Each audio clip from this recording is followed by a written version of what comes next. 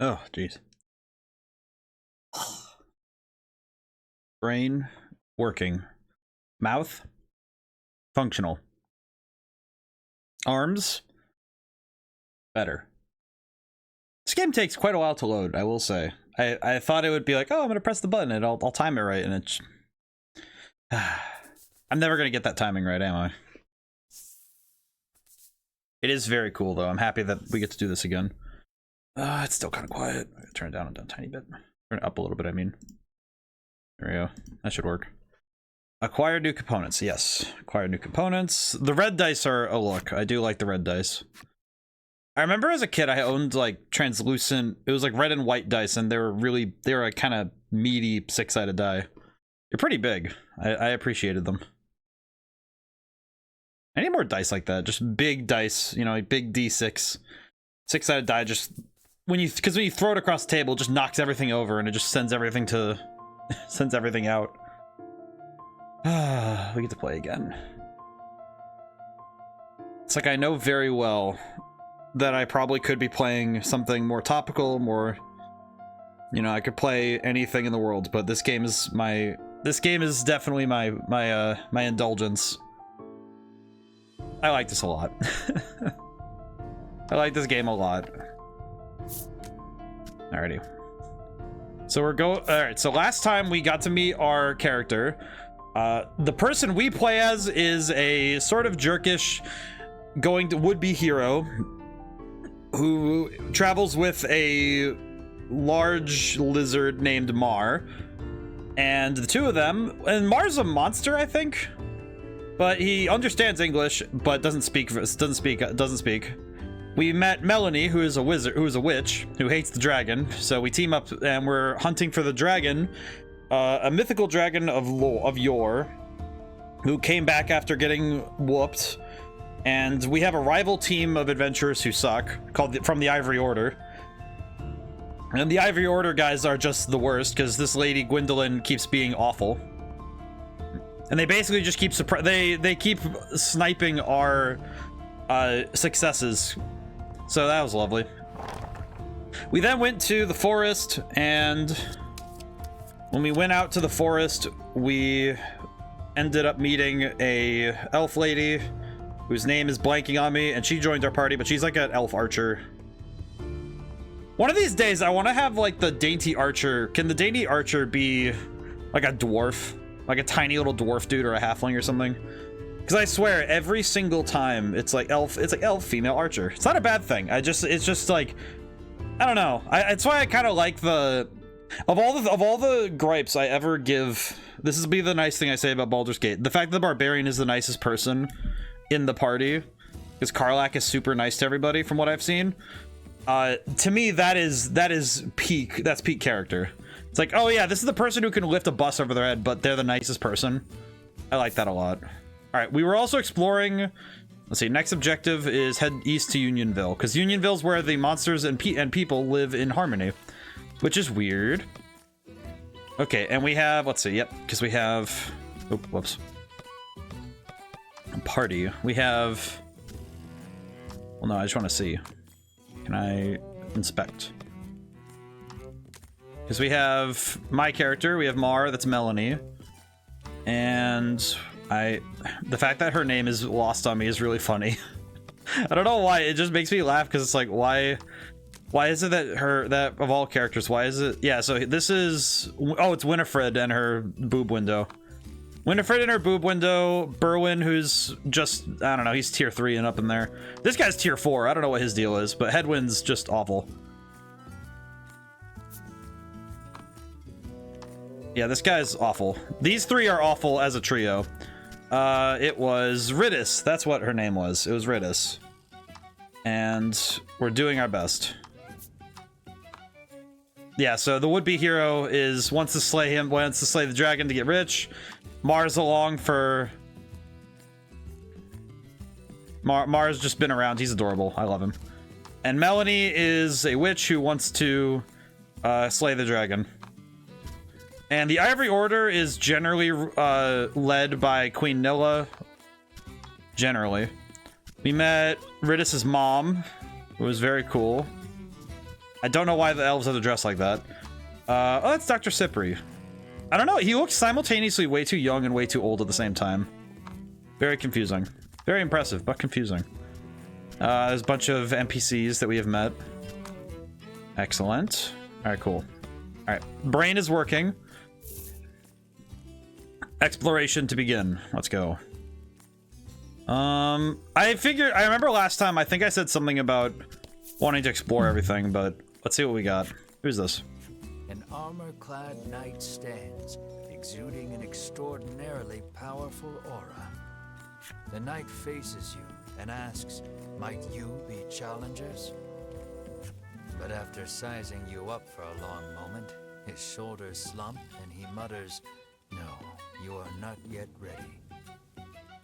Grow strong, young ones, he says, then returns to standing in silence. I'm very confused by this, but okay. It appears he awaits a stalwart warrior to challenge him. Interesting. All right, then. Well, I'll deal with him later, but for now, might as well just run around and see if we can't find more. All right, battle. First battle of the stream. Yay. I'm excited because this is just going to be... I still love the battles and the battle system. Because it is turn-based RPG, but... the combination of presentation and how it works is very cool. Let's see. How do I want to handle this? I think I want to freeze the Dryad. Yes. Okay. So now I can freeze the Dryad for now. Which should help me. Nice work. That will let me set up. I'm gonna try and set up a very goofy one-hit knockout. I think this might work as long as... does Mar go next? Nope, Mar does not go next. Ew, yikes, that was a lot of damage. Okay, cool. Now we can do Roundhouse. Should... it almost knocked out everybody, but it did clear us out a good amount of the enemy. Deal damage 3 times. Ow. Thank goodness they didn't attack Melanie, because that would suck. Deal damage. Should be enough, but... okay. Whew. Kind of worried me for a moment there. You did great. But it worked out. It did work out in the end. That said, this is why I've been investing in Melanie's defense, because holy crap. I like that. I don't know why. I like that the level up sound is pinch harmonics on a guitar. AC Unionville, yes. Okay, I should probably heal while I have a moment. More skills? Do I have? Store 10 HP to target. Oh, I see. I can't use it right now. That's right. That's right. You cannot use skills outside of combat. I don't know why. I don't even know why I thought that was a thing. My brain just really said, oh yeah, I have healing. And no, I don't. We'll use the quality salve. It'll be fine. There we go. It'll keep us going for now. Dogs are excited about something. Heard my dog. Alrighty. Is this entirely necessary? No, but... you come across 2 men sitting on a rock. They take no notice of you or the party, but you can hear their fervent discussion. You listen in. Ah, another one of these, so we get more treasure. Are a pair of thieves. You lean in, trying to hear what else the thieves are talking about. You catch pieces of the conversation here and there. Listen about that loot. Head south from the harbor and cross the mountains. It sounds like they've just... so south of harbor, from harbor, go south, cross the mountains. You hastily grab a scrap of paper, write down what you've heard, and quietly sneak away. Also, I will say this game is fascinating to me because it's one of the very few games I've seen recently that is in this, that the narrative is primarily in the second person, where the narrative is being told with south of harbor. Oh. Well, this seems to be the right way to go for that stuff, so.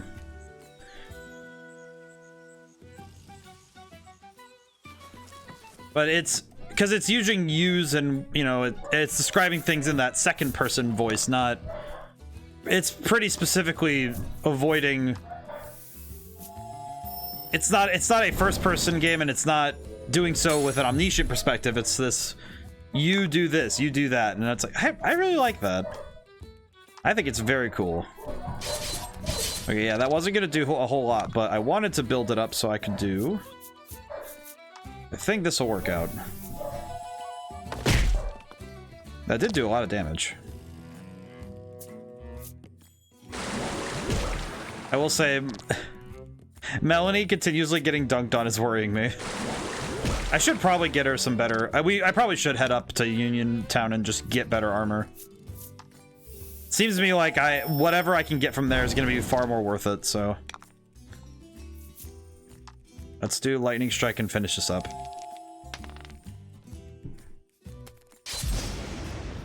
Oh, it resisted it. Crap. Okay, that's not great. That's not great. That's less than ideal. There we go. I'll take it, but it's oof.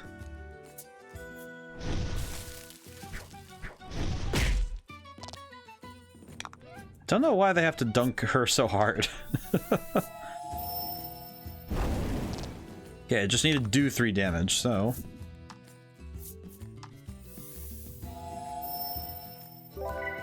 can also heal her myself, which would be a good idea.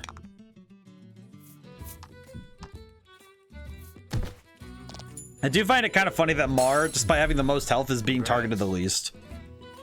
So. Oh, he leveled up. Hooray. Ridis also leveled up, which I haven't add 10 to your own attack.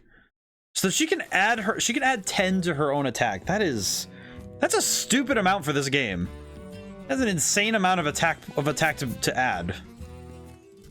Okay, let's see.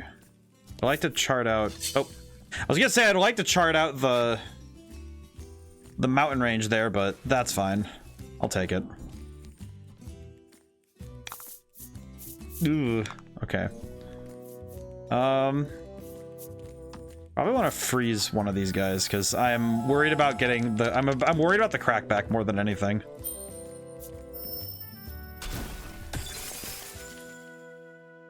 Okay.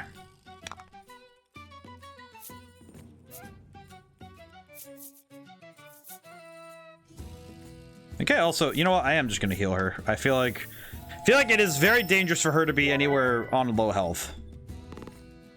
Feels bad that I can't do just more damage, but I think this might just do. Yeah, because that puts one of them down. That was lucky. That was lucky. Yes, it was. And luck is part of skill, so hardly worried about it. It's one of those things that I think when you play games regularly, part of learning of skill is learning how to properly take advantage of luck. Where you get a lucky break. So how do you truly capitalize on it? That was a lot of damage. Holy crap. And I think sometimes that skill of being able to turn luck to its full potential is a hard one to master. Because man, it is difficult to be able to say, okay, I've got the opportunity, how do I utilize it? Certainly not an easy thing to just do. And it takes time. But once you learn it, it's a skill that stays with you, regardless of how you apply it.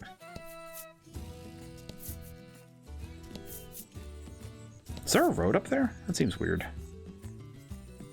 I am checking as much as I can just because I think it'll be helpful. In my opinion. It's like I know that I should just go to Unionville, but or Uniontown. I keep forgetting the name of it. My brain just keeps mixing it up. Don't hold back. I think after this battle I'll double check what it's called so I stop messing it up.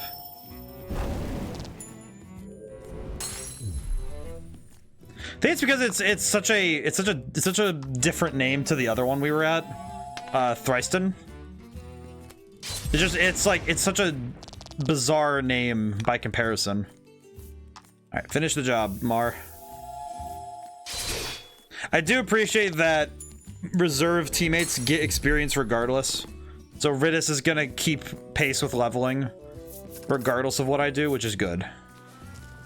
I do feel bad that I wanted to level up. What I wanted to do is level up Melanie, but you've gotten the arm slime story. All right. Yeah, I think I'll have to save exploring for a little bit later. Or at least, you know, true exploring. Alrighty. Where is... So it says east, so I guess I'll just follow the road east and see where I end up. Unionville. Okay, it is Unionville. I don't know why my brain kept saying Uniontown. Alright, we'll save really quick because we're still doing good.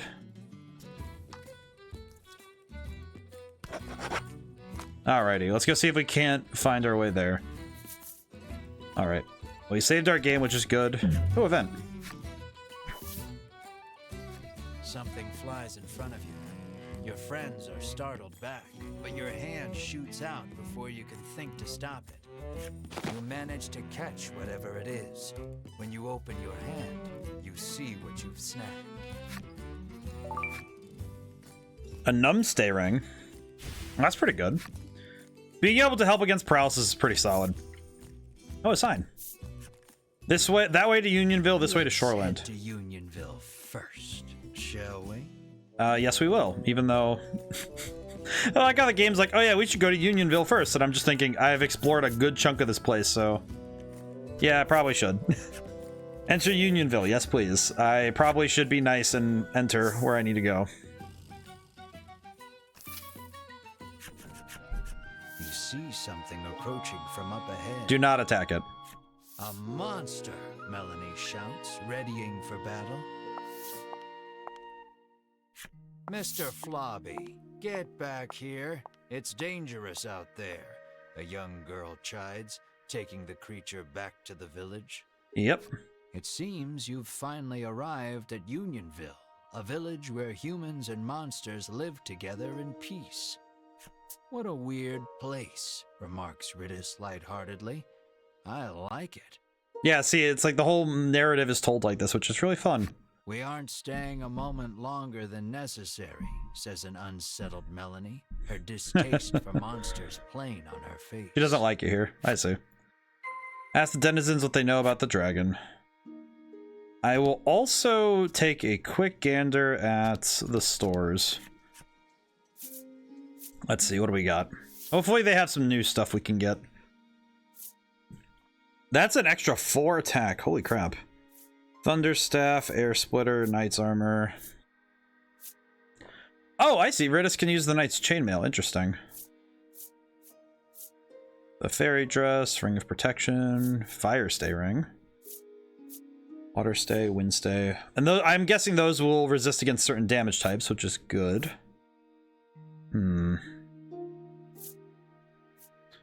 I think I'll focus. I think I'm going to get... First thing I'm going to do is get a new armor for...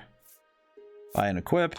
I'm gonna get a new armor for Melanie first because she's been getting it the worst so far, so I think it'll be important to me to get her defense up first.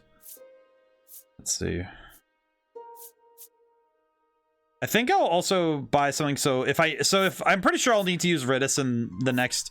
I'd like to try using her in maybe the next boss battle, if I were to put it that way. Like, if I can accurately predict when I'm gonna need it, that would be good. I think the Thunderstaff will be first. Because Melanie's our main damage dealer, so having that will be really good. There's no new weapon for Mar, but I think the Mistral Blade will be good. I think that'll be important. Okay. And I'll go sell the old equipment. I think I'll go sell the old equipment first and then see what I can do. Will that be all? No, we are going to sell some stuff. All right, let's see. Equipment. Let's see. Sell the mercenary sword. Okay, let's see. Sell the magic staff. Okay, with everything I'm going to sell, if I'm not mistaken.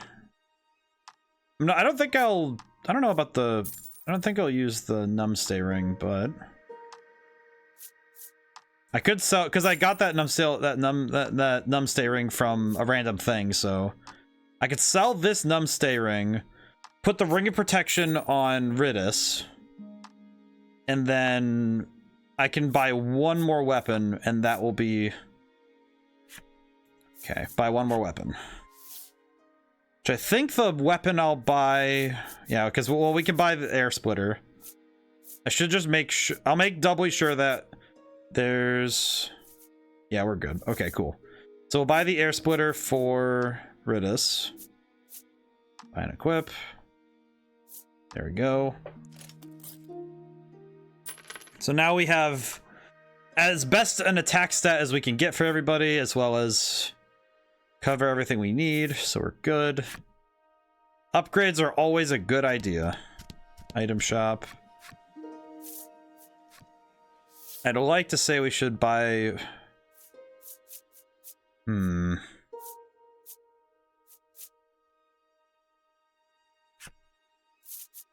think I need to go see if I can buy a potion. I have apparently gotten the shop girl's story, which is. How may I help you? The proprietress. I haven't been to the apothecary yet, have I? It's funny. I thought I had been there before. Okay, let's buy 2. I have enough health now per character that buying 2 is good. Okay, cool. Will that be all? Alrighty. The proprietress asks. There we go. Let's go see about people. The woman frowns deeply, claiming the cakes she bought for her beloved furball have all been eaten by someone else. That's bizarre, but okay. Okay, well, there's a furball. A quiet furball sits with crumbs around its mouth. Okay, well, that tells... environmental storytelling. Elder's house. Well, we'll talk to him last, but... The child says his monster friend left the village suddenly to go back home. He claims the headman told him that he could go home when he grew up, too. Interesting. The little orc child pouts, but I don't know where my home is. That's sad. I'm gonna guess that the elder's the only person I can really talk to, but we'll talk to everybody. You ask the old man if he knows anything about the dragon. No, sir, he answers. All I know is that it brings more trouble to this already troubled world. But our headman is a wise and worldly man. He might so I was correct. Remarks, I see how it is. House not far away. Okay, so the elder's probably gonna be who we talk to. Yep. Okay. Might as well talk to everybody else and see what they have to say. The little goblin sulks as he gazes upon the withering flowers he tried so desperately to take care of. Aw, poor boy. He looks at you with tears in his eyes, silently begging you for help. Will you use something to save the wilting flowers? Fine. You pour the salve onto the flowers, and they stand up tall. I'll be nice. The goblin cries out in happiness and thanks you for your help. He then holds something out to you. Wait, did I miss one? Mysterious card 5. Wait a minute. Wait a minute. The goblin stares lovingly at the beautiful flowers. Well, you know what? And gobbles them up. You know what? That's fair. Healthy flowers are the tastiest, he proclaims in glee. Did he grow those flowers just to eat them? You know what? To each their own. If I'm not mistaken, does that mean that... Key items. If I'm not mistaken, yeah, that's 1, 2, 3, and 5. Where is 4? How did I miss 4? Where is 4? Oh no. A young boy wanders up to your group in wide-eyed wonder. You surmise this lad is very small. Stems from the lack of travelers visiting the village. Interesting. You realize you are right when he assails you with questions about your origins and adventures. The Inquisition leaves you exhausted. the Inquisition is exhausting. You have filled the necessary requirements for Simple Boy. Ah yes, the Simple Boy. However, does your mouth become so filthy, Mr. Flobby? Sighs the girl as she wipes the slime clean. How do you wipe a slime clean? Clearly embarrassed, Mr. Flobby murmurs, "That's not my mouth." Oh, that's lovely. The village headman is a renowned gourmet, and rumor has it he only dines on the finest foods. Well, that sounds really The man weird. says he wishes he too could have such a lavish meal just once in his life. His deep desire for delicacies only growing with time. Interesting. It's interesting. It really does feel like you're taking in a D&D, like a D&D style town where it's just, oh, do you want to approach these people or do you want to just go straight for the place you need to go? The child is engrossed in a fairy tale. The title reads, "The Legend of the Dragon." Like, it's one of those things where you can choose to interact with a ton of people and make, start diving into the world, or you can choose to go follow the story as hard as you can. Oh, look. You take a peek into the picture book and come across a passage that piques your interest. Defeated by the king's army, the dragon hid itself away. To where, you wonder? Then recall that this is merely a fairy tale. I mean, yeah, but fairy tales are born from, they're born from some truth, whether real or not. Lately, a suspicious man cloaked in black has been seen wandering about the village outskirts. Interesting. The old woman looks at Melanie and remarks that he was dressed just like her. Well, that's curious. Wow, a new friend, and so big, too, the furball exclaims in glee as it rushes over to Mar. Mar stares off into the distance as the furball snuggles up to his Aw, leg. poor boy. For some reason, Ridis joins in on the cuddling. Just a big pile of people. Oh, that's fun. Welcome.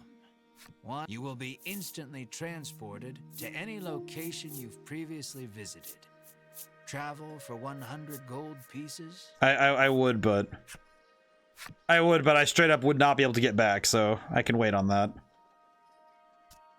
Up to the elder we go. Please don't be the Ivory Order here. Travelers, you hear a voice call from somewhere. Down here, at thy feet. Oh God. Down to see a Oh small God. clump of fur Are you by your the boots. elder? The clump of fur speaks. I am Lappy, and I should like to journey forth with thee. What? Lappy the furball looks at you with amiable expectations. I'm sorry, dog. What? How do you respond? What makes you think we'll be your friend? All right, let the adventure begin. I mean, I kind of like. All right, fine. We can bring him along. What's the problem? I'll be nice to him. I'll be nice. Of course, the more the merrier. I'll be you nice. exclaim, pumping your fist energetically into the air. I'll be nice. Look at him. Look at this little dork. But Melanie coldly interjects, "No, I can't trust monsters." What about Mar? Thoroughly rejected by Melanie, Lappy bursts into tears. Lappy says he has no friends because of his aged face and speech. All alone, he decided to leave the village on a journey. Are you telling me that because he's too old, people didn't want to journey with him? Your party is silenced by the crying child with the face of a grown man. You tell Melanie to be nice and quip that both she and Lappy could use a friend. Man, these two are bickering again. Exhausted from arguing with you, Melanie half-heartedly agrees. Fine, All right. we can be friends. We made friends with Furball. However, she says that they are on a dangerous journey to defeat the dragon. As such, they cannot take a child with them. Lappy leaps up and hugs her in his excitement, exclaiming, "Thou hast made me so Thou. happy." Your these and thous are probably gonna confuse me. Melanie and Lappy became friends. Till next time, Melanie says, peeling Lappy off of her and placing him on It's the like having a ground. new dog. Though she thought all monsters to be evil, Melanie feels that the ones here are different. They're also very confused, but it is funny. Finally, a friend. Aw, poor Lappy. Please do not attack Lappy. I really hope that we don't have to deal with Lappy being in mortal peril. I don't want to deal with. I don't want to reckon that. My good man. A good elder. Can we speak? Oh God. You bow, but before you can speak, the man suddenly introduces himself as the village headman. This guy. He laughs, then shamelessly praises his own village as being wondrous and peaceful. And who are you? He asks. How will I answer? We're the heroes who are gonna take the dragon down. After explaining that you are on a quest to defeat the dragon, the headman invites you to rest your feet a bit in his village. Well, this is nice. He says that he had heard rumors of the dragon when he traveled the world. I like the story. You must be tired from your journey. Have a seat. I will have my chef prepare a feast, the headman says, then claps his hands twice to summon a steward. Why is it that this guy suddenly just made me feel uncomfortable? It's like something in my head just went, wait a minute. Extravagant dishes that you have never seen before are placed on the table before you, each one looking more delicious than the last. You're drooling, Melanie scowls. You hadn't even noticed. I'm actually kind of more concerned. All of my I've played D&D brain is saying, hey, this seems kind of risky. I want to be careful, dog. I want to be careful about that. You wipe your mouth with your sleeve, then gasp as you. Is he gonna eat everything? Perhaps in an attempt to hold himself back, Mar is gnawing on the table corner. He's eating. He is just like, don't.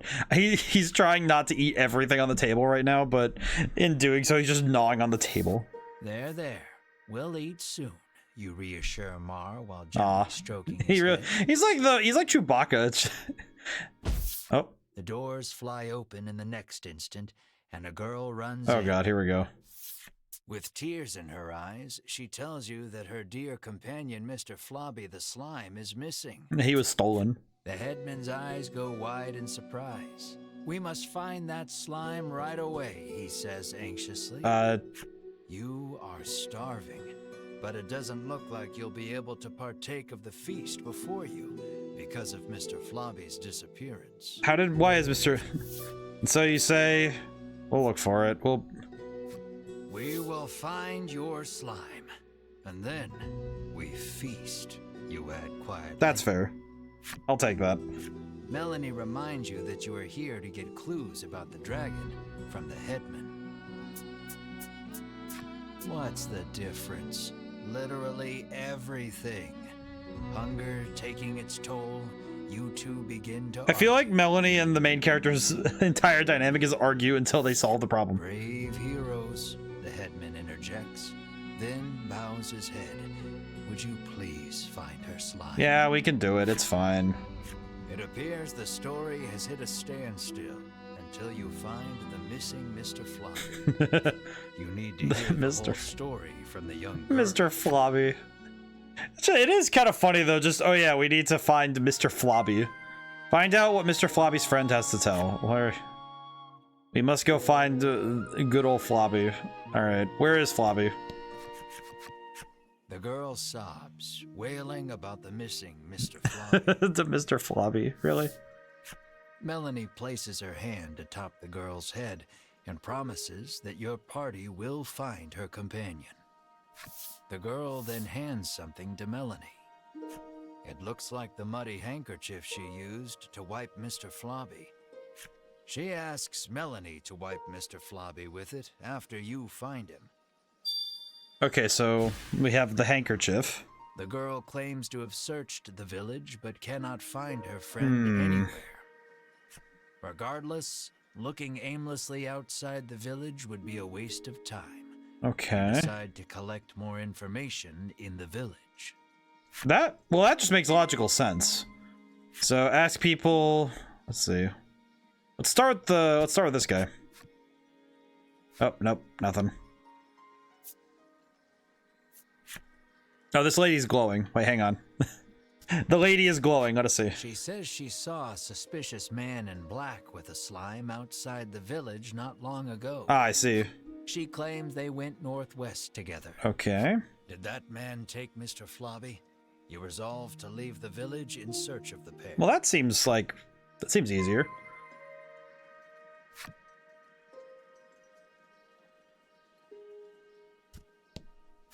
Leave the area, yes.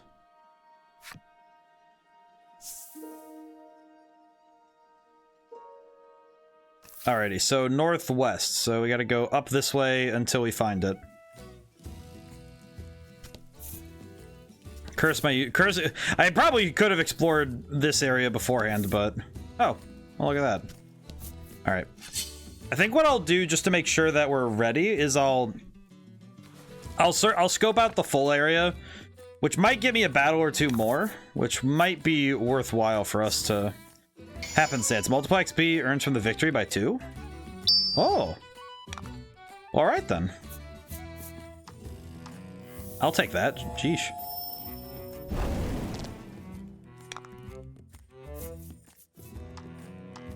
Not gonna do a whole lot of damage, but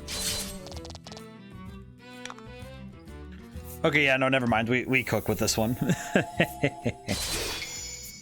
Whoosh. Big damage. God, the tabletop aesthetic does this game such justice. I love it. 168 from one enemy though.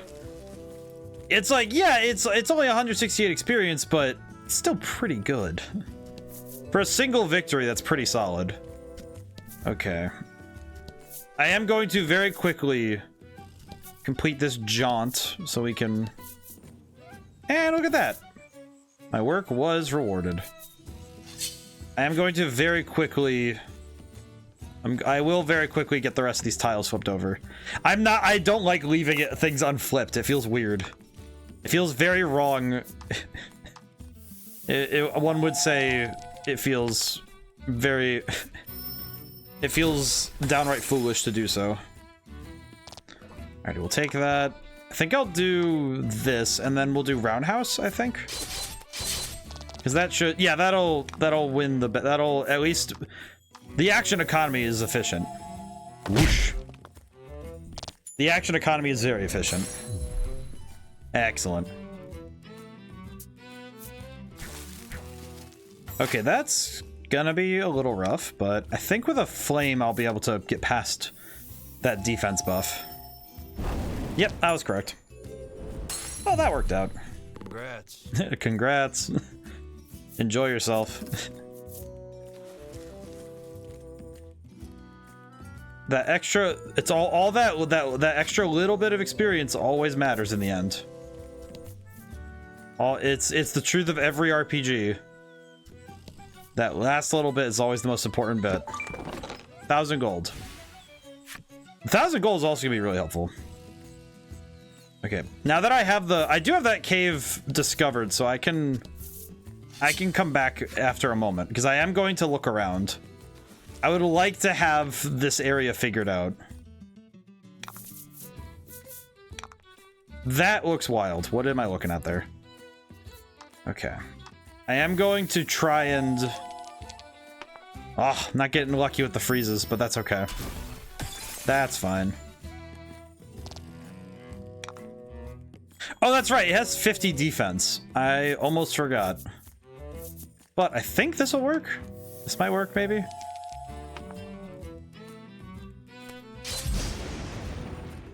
It did double the damage. That's pretty good. I might get lucky. I might be able to get lucky with a... Nope, never mind. I was gonna say, I could get lucky with that, but...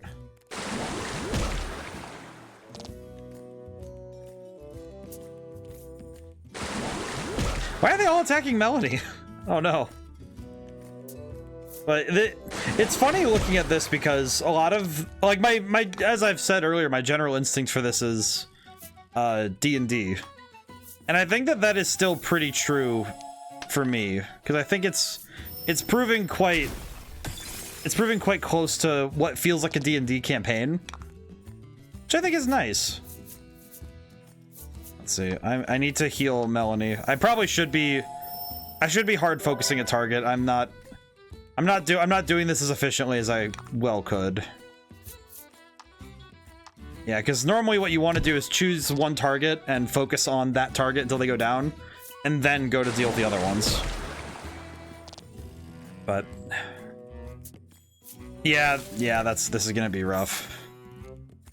Just gonna be rough. Yeah, this is one of those ones where me playing a little bit fast and loose was just it's not helping me, so.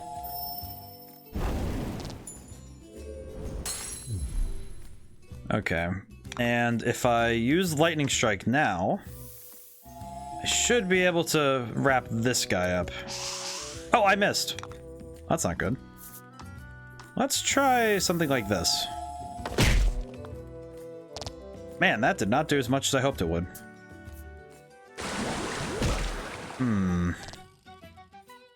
Yeah, I could definitely see that this fight would have been a lot better for me if I frankly should have just been far more focused than I was. Because I was being very unfocused with my attacks. So, that's on me. I could have done this better. It's funny seeing how much damage I do over their health. Yes, I am going to overkill them by a large margin. Because why not at this point, right?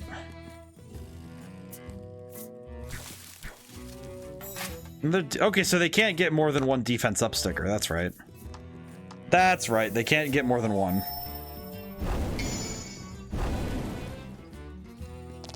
I'm really now thinking about where the heck that... Where was that? Oh, the mysterious card 4 might have been... You know what? I'm thinking about it now. It might have been Ridis's mother, because she might have needed an antidote. You know what? I'm gonna go back to Unionville, buy an antidote.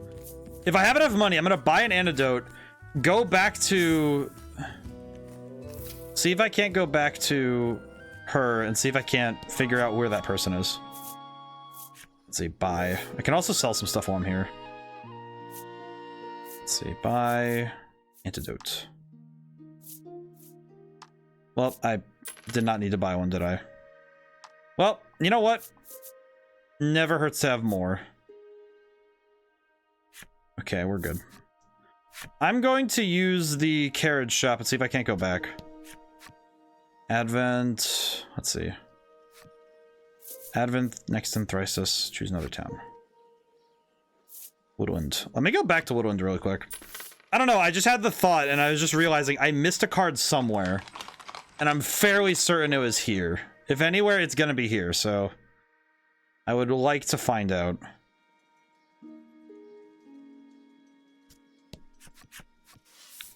This guy... You follow the curious sounds to their source. Our resident well water lover. Ah, I see. Digging at the dry well with his bare hands. He digs and digs, but no water is forthcoming. What's worse, he has injured his hand in the process. I see, I needed to come back here. Melanie beseeches you to help the poor man. But well digging was forbidden by our ancestors long ago. You've heard the legends. What? You protest. How is that the best lie you can come up with? She snaps back. That seems, yeah, that was a pretty bad lie. The man turns towards you both, oblivious to the squabble playing out before him. Do you have any salve that might ease my pain? Oh, well, that's he easy. asks. Man is in need of salve. Can you give it to him? Yes. You say you will give it to him, but Oh, God bless America. Okay, hang on. Make way to the Be right back. apothecary and How did I buy run out of some, salve? if you wish to help. All right, one moment. How did I run out of salve? Oh, normal salve. I see. Well, that makes sense. Should probably buy, you know what? I should probably buy extras because it seems to me like having some extra salve is a good idea. Okay. I should probably sell some stuff while I'm here. Can I sell anything here? I can. Am I missing? I can sell the dryads. Bowyer? What is a bowyer? I have never heard the term bowyer. I'm gonna look this up. Oh, I forgot to put the ring of protection onto... Put the ring of protection. What is a bowyer? Bowyer definition. Bowyer, a person who makes or sells archers' bows. Oh, fascinating. I didn't know that there was a term. I thought it was just Fletcher, but I guess Fletcher would be the one who makes the arrows, not the bows themselves. I have so many Inspiro elixirs. Why do I have so many of these? Could probably also sell the Destructo box, because that won't be... I won't need that. I will not need. I'll also sell the oil pots, because... the oil pots are going to be a little hard for me to use, because they're... it's almost like they're a little too specific in a use, because the trouble is that it's +5 damage to fire damage, which in certain cases won't be as helpful, because you'd want to double it on an enemy who's weak to fire, but I almost feel like it'd be better to use your turns in a different way. Oops. All right, let's go back. Okay. Do I have the salve? Yes, now I have the salve. You hand the man some salve.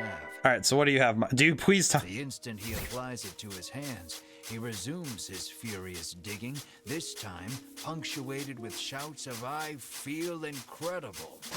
Not long after that, water erupts he from just... the ground with a force unlike he gets rocketed into the seen. sky with water. He sidles up to the jet of water and begins drinking from it as one would from a fountain. He is once again in his element. The man hands you mysterious card 4 I see. to show his appreciation for the salve. Okay, so yes, I did miss the card here. I feel like this sort of thing, if I'm not getting the cards in numerical order, I'm gonna get a little bit... yeah, you know what, this was not... it's not the most worth it for me to do this, but... choose another... go to Unionville, thank you. This was a detour that was not necessary. However, I did not feel like having those numbered cards go missing on me, because that would be foolish of me. Why did Stream Elements disappear on me again? What are you doing, Stream Elements? What are you doing?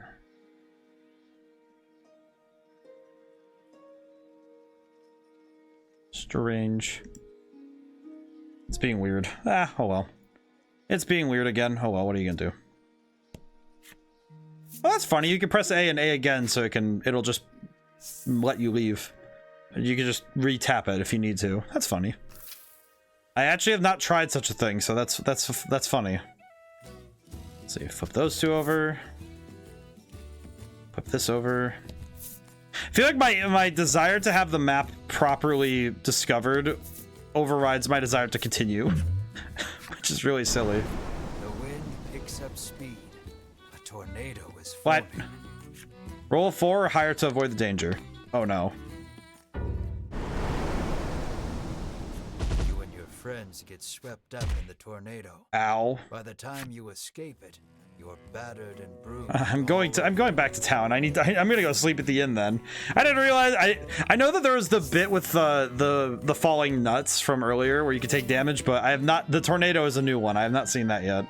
All right, where is the town? Is there a town inn? I do not see a town inn. Oh wait, no, there it is. No, my brain just rolling a 1 on the perception. Many travelers with magical little critters can stay. It appears the headman's long-standing pronouncement on the welcoming of all magical creatures also applies to you and your party. Well, that's nice. Thank you. I need the sleep because man. Party leaves the inn feeling rested. Excellent. All right, cool. Now I can go, and now I'm gonna go straight to the place I need to go because holy crap, I have gotten beat up enough. I will continue the story. I understand, game. I understand. I need to get on with it.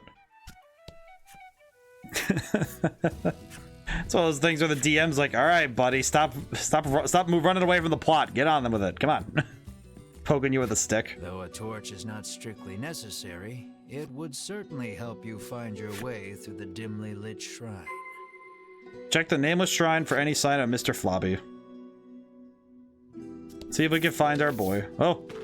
Your footing is obscured in the dimness of the shrine. You should probably proceed with caution. I mean... I think you made the right choice. Well, thank you.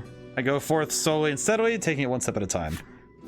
You take a good look at the floor and see it lined in trails of viscous liquid. No doubt a slime or 200 have passed through here. Well, that's perturbing. Why are so many slimes coming to one area? This perturbs me. That's funny. I don't know, just... the way that this is laid out is interesting to me. Oh god. I have a really bad feeling about this, but I'm gonna walk around him very quickly before I... and I will save before I do anything. Save. Alrighty. Let me take a look at my party also so I can... owned cards, equipment. Okay. Do you have a ring? You do not. Okay, cool. Give ring of protection. Okay, now the question is, do I wish to swap is the question. Level 11 versus level 9. Attack is still comparable. Defense is higher. Okay.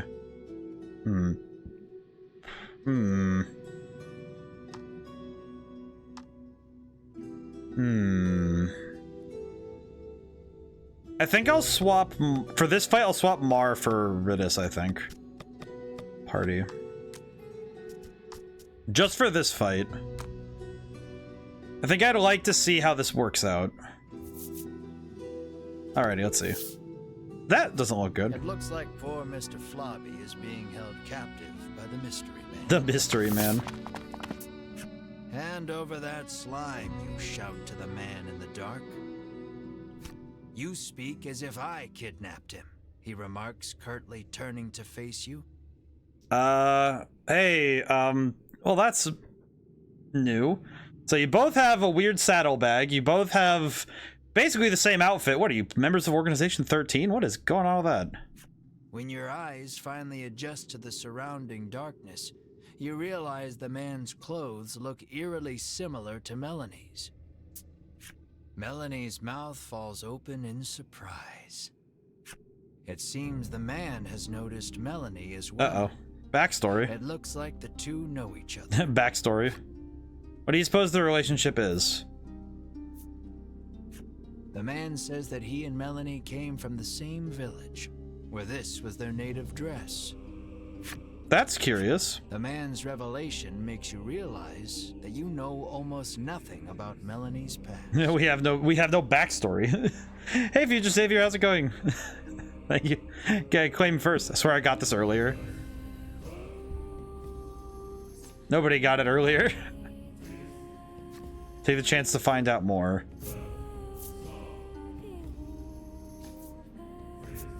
You ask Melanie about her hometown, but she holds her Well, we do have it now. Then the man speaks. With forbidden magic, our clan has ensured the dragon, he begins, when Melanie cuts in. She rattles on about the man, telling you that he is Vince, a lunatic obsessed. Stream for 23 minutes, late start. What? I thought it was streaming. It's been streaming longer than that, hasn't it? Unless I'm mistaken, I thought it was streaming for longer. That's weird. Did something break or something? For me, it says 24 minutes. Well, that's bizarre, because I've been streaming for almost an hour, so that's kind of concerning to me.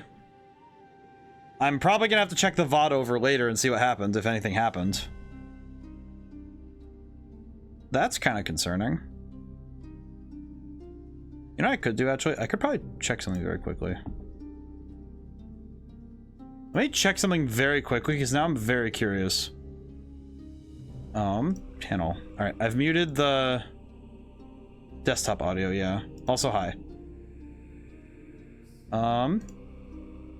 Twitch says 54. Oh, wait, I think that's something else. Oh, it might be. It might just be doing something weird. It might be a display error. Also, hi. Hi, Games and Pizza. How's it going today? Vince resentfully claims that he is searching for the noble dragon to protect What? You ran away from home with your tail between your legs, he ridicules. Enraged, Melanie lunges at Vince. You have so many questions, but realize that the most pressing matter is getting Mr. Flobby back.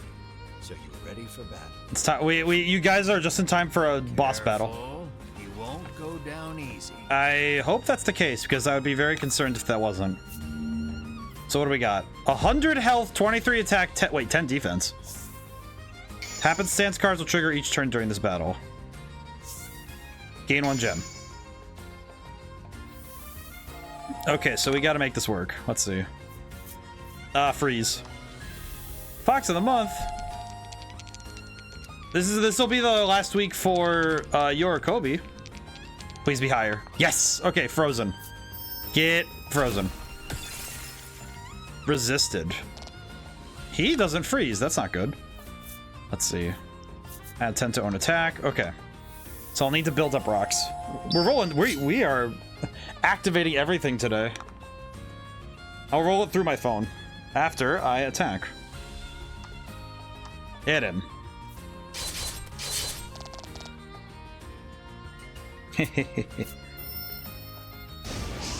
Ow. Oh, he missed.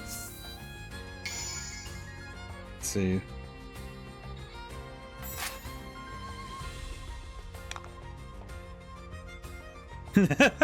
I rolled a d20. I rolled even worse.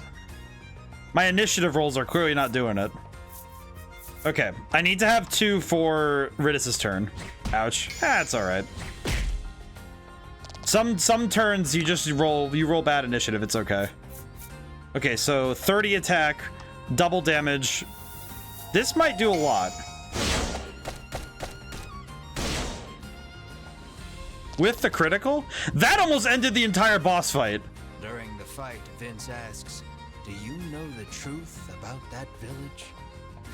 The headman may look like a nice old man, but he keeps those little monsters around too. He begins, but before he can finish... Oh god, Winifred. Winifred, Hedwin, and Berwin of the Ivory Order appear. The 3 brush you aside, fixing their attention on Vince. "So you are the one who disturbs the peace," they exclaim, then charge at him. The Ivory Order and that false justice they serve are the true evil here. No, this is also true. Fighting back. This is also true. Ah, so the fight's over.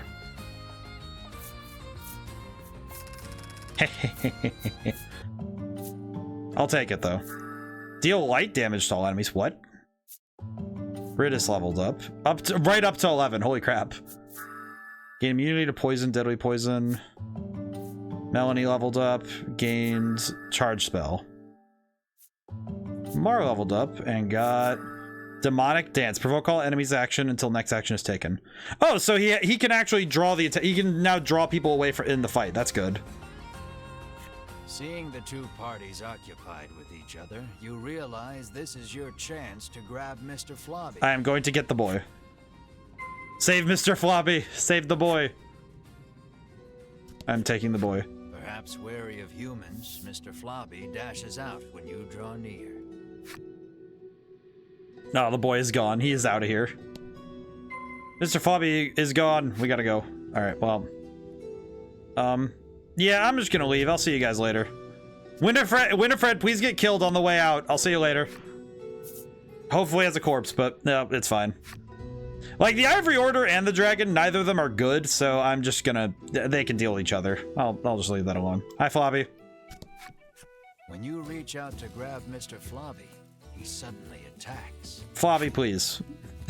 Lower Mr. Flobby's stamina to calm him down. Alright, so I need to not delete him. I just need to lower his stamina. He's a boss fight. He has 25 health. I see. Okay, well... Stop that. Stop it. Get some help.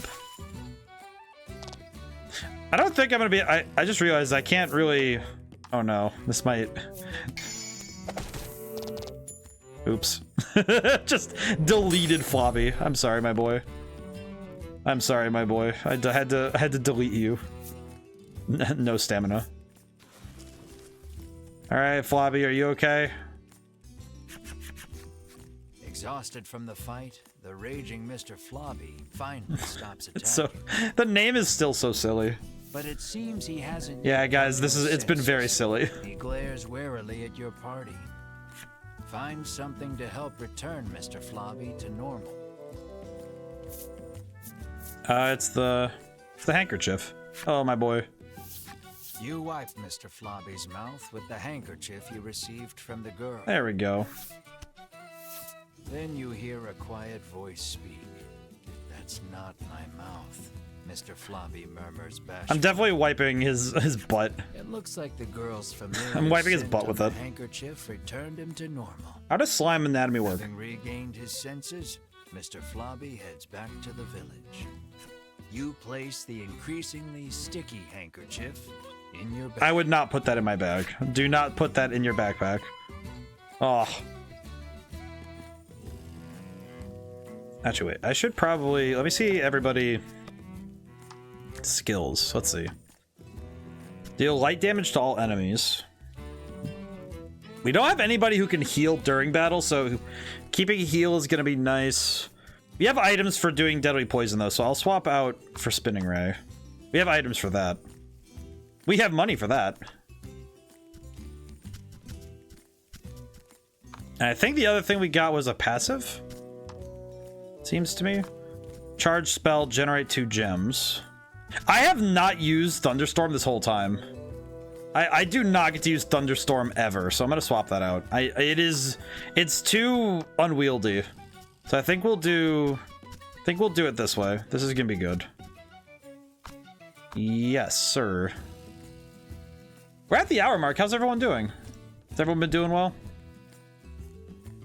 I've been writing a lot. I've been writing a lot the last couple days, so it's been very writing focused, which has been nice. But it's also interesting because it's a very different sort of work than the music stuff I was doing. And I'm doing the two together, so it lets me change pace when I need to, which is nice. Okay, let's see. I think I'm gonna set the party back to... I think I'm gonna put Mar at the front again. For general battles, it's working pretty well. And again, let me look again. Let me look at everybody by comparison. 21 attack. Seems like the stat lines are the same. Are mostly the same. It's just abilities that differ. So that's kind of cool. Seems to me that since abilities differ and the stats don't really differ too much, there's slight variation, but it's not too bad. It's kind of nice, actually. Lappy approaches and tells you that Mr. Flobby has returned. That's right. We befriended small ball named Lappy. Let's go talk. Hooray! We helped somebody. The girl is we helped. that Mr. Flobby is finally back home. I'm happy for you, Melanie says with a smile as she returns the handkerchief. Well, how nice is that? The girl bows her head and thanks you deeply. I don't know how the slime... Mr. Flobby looks as slimy as ever. You just hope it's a happy slime. The headman wants us to bring Mr. Flobby to him. Would you mind, you ask? Of course not. But bring him back soon, she answers with a bright Something smile. about this feels like it's gonna be bad, but I don't know. This seems weird. This headman guy seems very strange, but we'll see. I think some of the strangeness is definitely that a lot. From what I understand, a lot of characters are acting in a form of self-interest rather than actual selfless heroism. Because even the Ivory Order does that. They act out of the selfish desire to be the ones, you know, the heroes of the story. It's not about actually doing heroism. I am so happy to see you safe and sound, the headman exclaims, giving Mr. Flobby That seems weird. You explain everything that happened, including the incident with Vince and the Ivory Order. He expresses his relief that the Order will be taking care of the criminal. He then thanks you for your hard work and instructs his stewardess to prepare dinner for your party. Oh, we get to have the dinner card again. Look at this, the dinner trap. Why did he take the slime? Why did she take the slime away? You can feel your collective mouths watering at the sight of the lavish meal before you. You, Mar, and Ridis immediately dig in. Melanie is just like, wait a minute. Find a moment to breathe among all the feasting. Please, eat to your heart's content, the headman insists with a smile. Once your belly is full, you realize that Mr. Flobby is gone. And then... Room for dessert? The headman asks, offering you a plate of slimy jelly. You feel your stomach churning at the very sight. Oh no. The color strikes you as familiar, and the stickiness sends a shiver down your spine. Is this Mr. Flobby? You ask the headman, your voice trembling. Do not tell me that they're doing that. The headman looks at you with a plain expression, one that holds no malice. Is that a problem? He questions back. This dish is a masterpiece, he remarks with a light-hearted chuckle as he gazes at the This jelly. is awful. And I have you brave heroes to thank for it. Had you not brought that slime back, we would not be able to enjoy this exquisite dessert. That's awful. That's horrendous. I am out of here. That's awful. I am leaving. This guy's a menace. I'm out of here. I am just leaving. You move to leave, but the headman stops you. I try to get my meat while it's still young and tender, but at least your pet is very I am killing you. He remarks, licking his lips. He points at Mar and asks, would you consider leaving that creature here with me? How do you respond? Is there a button? Never, you refuse flatly, not bothering to hide your discomfort. Like, dude, we're not dealing with you anymore. We're just leaving. Think about it, he entreats. And then... you grab the headman by his lapels, hands trembling in fury. You just grab him by the neck and kill him. You gotta be kidding me. This dude is... Oh my god, he has 2 defense. You know what? Yeah. Kill him.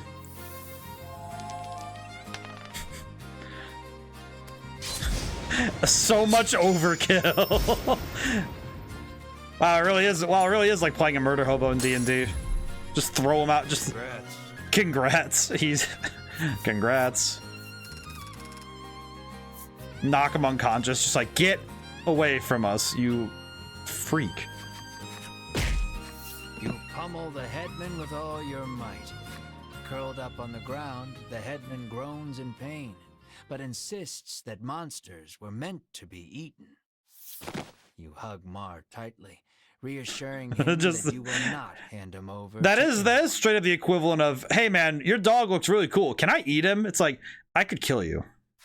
Mar looks at you with his round eyes and mews softly. This is a good boy. You meet eyes with the rest of your party and reach a tacit agreement. Together, you all stand and leave. We're just leaving. Just leave? Yes. I could kick him one more time while he's down, but I'm not that cruel. Instead, I could just go tell everybody. You freaking nerd. As you are about to leave the headman's house, though, the old man suddenly charges at you from behind.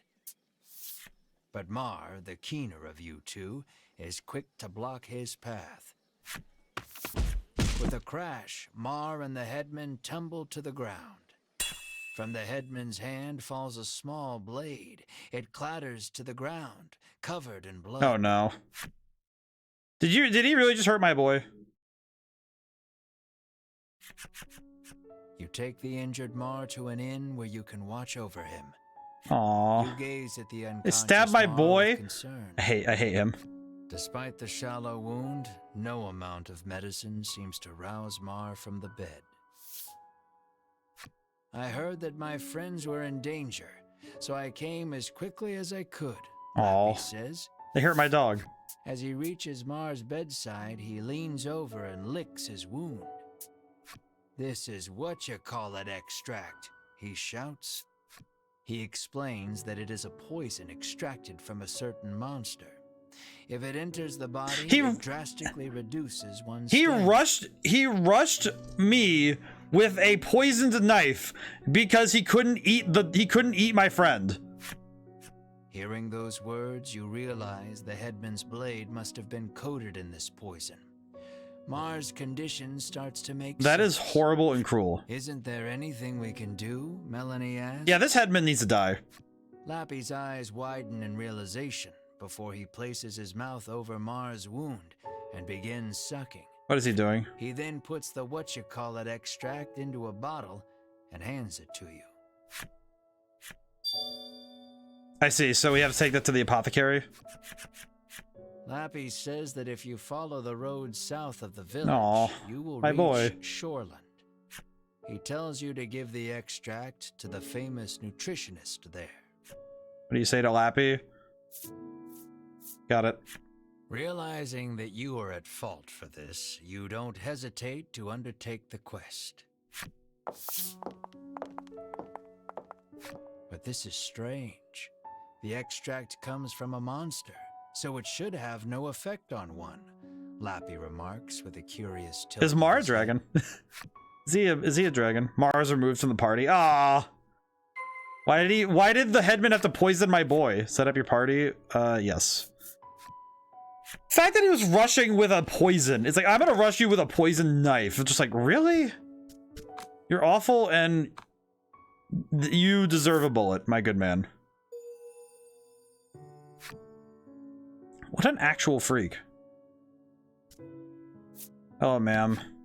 I thought a beast of that size would eat us out of house and home, she remarks, no doubt talking about Mar. Okay, well, hopefully, I swear, if we leave and we come back later and Mar gets taken by the headman and I have to go kill the headman, I'm gonna be upset. More because that implies that the headman is probably gonna get the Ivory Order to sict on us and it's gonna suck. A monster vanishes in a village where— no, wait, I didn't want to skip that. Wah. I pressed buttons. I pressed A because I was like, ugh. Okay, I think I can— wait, I can rewatch that, right? Collection? Movies. Yes, I can. Very cool. Chapter 4. Yes, please. I can rewatch it. I accidentally pressed buttons. There we go.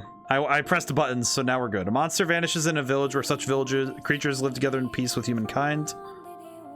While on its trail, the proud witch encounters a one-eyed man from her past. And they were fighting, and as the Ivory Order, a mysterious man crossed blades. The self-proclaimed hero slink away to see the missing monster home, but he gets eaten. The hidden village's secret comes to light, is united in name alone. A monster falls, protecting the would-be hero from the headman's blade. Knowing they must save their precious companion, the party sets out to the next town.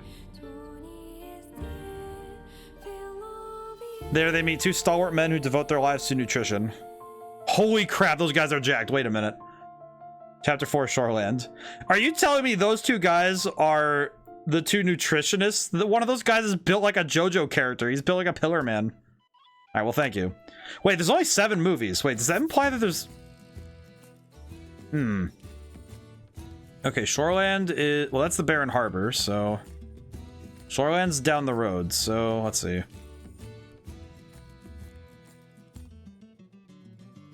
Part of my brain is saying don't you don't explore everything because you'll leave Mar behind in terms of leveling up, but I'm also thinking, yeah, but I should probably explore and see if we can find some stuff.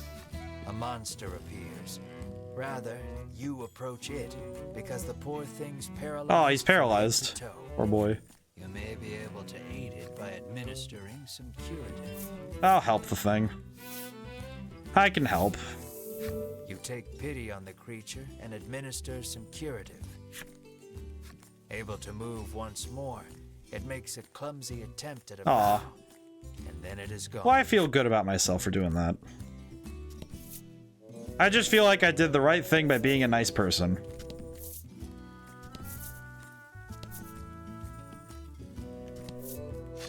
I feel like my internal I want to help people instinct is gonna backfire on me one of these times. But that's okay. If I ever get to run into that headman again, I'm going to put him in the dirt. 2 plus attack for big damage. Hey. And we can just attack. Hey, I really appreciate the story that this game is telling. It's like, it's not a super complex story, but it's fun. It just feels like it's right, you know? And I think the appearance of it all, you know, the way that they present the story is very fun. I absolutely adore this. This makes me very happy.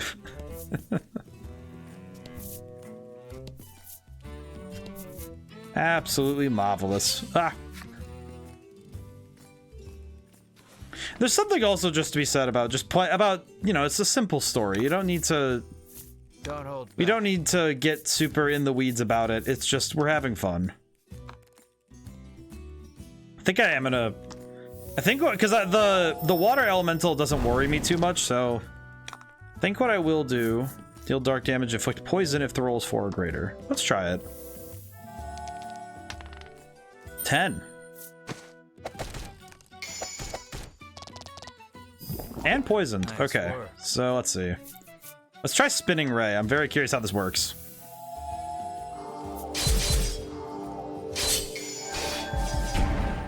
Well, it looks really cool. It certainly looks very cool. It's a little bizarre, but it is very cool. A bizarre amount of damage, but it was very cool.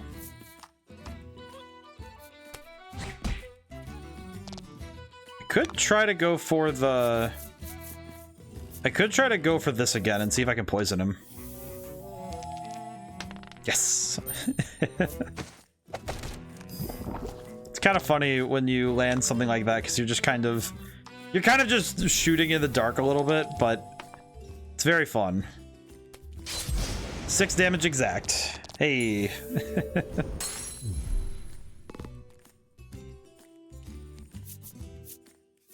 feel like these games would just be really like, because buying the trilogy, I feel like it would be because looking at how much this game has, I do wonder how much more game there is, because it said 4 out of 7 movies, which because you get a movie per chapter, so that would imply that there's only 7 chapters.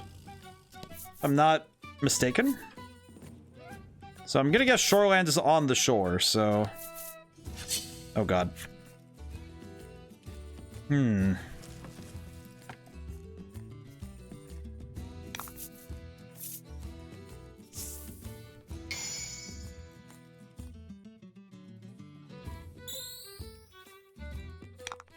Oh dear, had a sneezing fit there.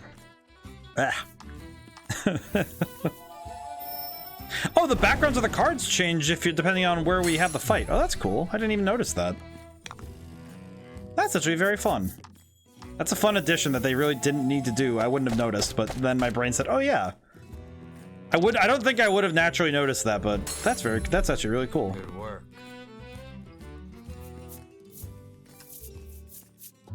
Now the question is Mar going to not level up alongside us? Because if he doesn't, that'd be sad, but I won't be too broken about it. Oh, wait, there's Shoreland. Look, you two, it's the sea, Riddis exclaims, frolicking in glee. You, on the other hand, trudge along as far as you can from the coast, ignoring the hair sticking to your forehead. Not a fan of the ocean, my boy? I guess I'm not a fan. Guillaume? Feeling something at your feet, you glance down. There's something underneath your boot. It appears you've stepped on a monster's cape, making it very upset.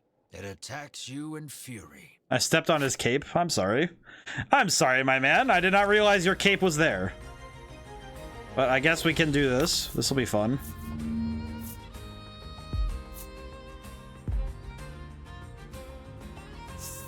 Happenstance will happen every turn. I see. Why are the lizard men very upset with me? All allies and enemies attacks all land. I see. So accuracy will not be an issue. Interesting. I feel like they're gonna resist water, but that seems kind of specific. I'm gonna go for it. I'm gonna go for wind instead then.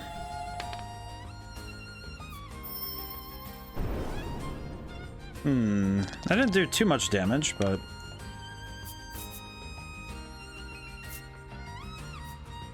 I think I'm gonna have Ridis prepare this round. Because I'll have Ridis prepare this round. Oh, that's gonna deal a lot of damage, isn't it? Ugh. Meaty hit.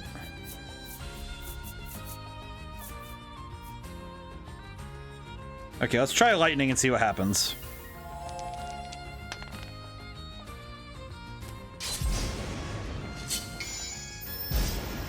Okay, that was a big hit. How much? Oh, he's just dead. Okay, so that's 1/2 of the battle won. That's good. Deal 2 times damage. Ow. Oh god, yeah, that man is cooking. Gain some gems. Okay. I appreciate the abundance of gems because it means that I imagine that as the games go on, might get harder, but with more difficult modifiers, but I appreciate this. And he's dead. I do wonder if you play the games in sequence, does your save data carry over, or is it each time you start from a baseline? Ooh. Level up. Which does mean that all the deal bolt damage, inflict paralysis of rolls 4 or greater. Ooh, okay. That's pretty good. I feel bad for these guys because they're probably just... Oh, never mind.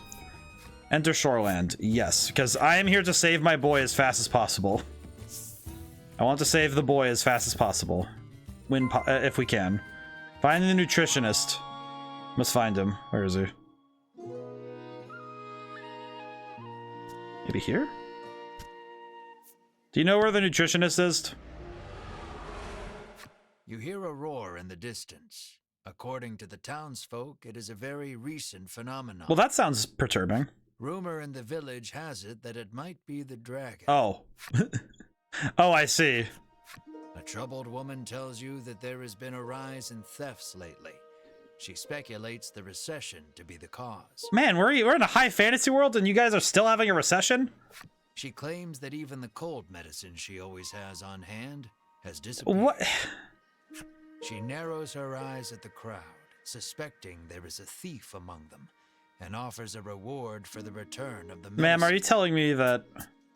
Your ears perk up at the word reward, and you immediately agree to help expose the dirty thief. Wait, how would I get 24 cards in... I'm only at card 5 and I've... okay. Oh, good God. Why is everyone dressed naked? The What? industry is usually thriving in their seaside town. But recently, nets have been coming up empty. What is this man? He mentions that even the fishing harbor to the northwest has been suffering from poor Oh hauls. God, everyone here is built like a JoJo character. Muscle man. Oh God, it's Macho Man. Ma'am, I have a question. Are you okay? You approach a woman sneaking around in a corner of town. Hearing your voice, she turns in surprise. Lady, really? A vial of cold medicine clutched in her hands. You explain that the person she stole it from needs it back. The woman begins to explain her own situation with downcast eyes. Ah. My poor little boy is bedridden, she says tearfully. He needs medicine, but I don't have any money, so I took Ah, I see. What will I do?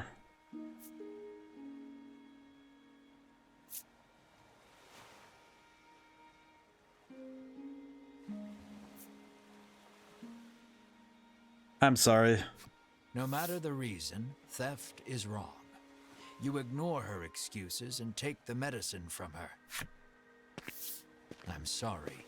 I'm so sorry, my boy, she whispers, her voice breaking with tears as she totters away. You feel bad for her and her child, but know you must return the medicine to its I feel rightful really owner. bad now. Now to receive your reward. Why do I feel like this is gonna be the old lady's like, here's an apple. This old lady's gonna con us out of this, isn't she? The woman thanks you for returning the medicine and bestows you with a reward. Please tell me it wasn't... Ah, the card 6. I see. Well... Unsure if you made the right choice, you return to your journey with a heavy heart. I do feel very wrong. I feel genuinely wrong now. Hello, sir. I can feel the dragon's presence. I must inform Lady Oh, Winifred. God. The night you feel impatient, determined not to let the order beat you to it. Is it bad that now I feel like I should reload from where I last saved and go right back to... go back, fix my decisions, but I'm like, no, I stick with The it. sign on the door reads, "The Great Nutritionist Oreo." Oreo? You open the door without knocking. Is anyone home, you call? A muscular man emerges. Holy from the crap. back. How do I greet him? You politely ask if he is the nutritionist. I mean... Indeed, I am the nutritionist Oreo. I can see that he's a nutritionist. He definitely keeps good track of his nutrition. And I'm pretty sure his protein intake as well. He says he has been studying dietetics here for many years. You hand Oreo the extract and explain that your comrade is now bedridden because of it. He stares at the extract for a long time, and then opens the bottle and laps at the liquid inside. That's poison, Melanie shouts in alarm. The man insists that he'll be fine with his expertise of nutrition, and insists that knowledge is power. As if Are you that telling me helps this guy somebody. is just so buff that he's able to drink poison and beat up the poison inside of him? Regardless, it seems he managed to grasp the composition of the poison with that lick, and starts concocting a nutritional supplement to counter it. However, he says he needs a spry fish, which has been difficult to catch lately. Are you telling me this guy licked the poison, deduced its contents, and said, yes, all right, I need a spry fish and all these things, and I will be able to make you a counter agent? What? He needs a special fish to make the necessary supplement. Oh, how do we reply? How do you catch a spry fish? When he explains that you can catch one in the surrounding sea, Riddis confidently interjects. She shows you a page from her ancient tome, which explains the ecology of the fish in detail.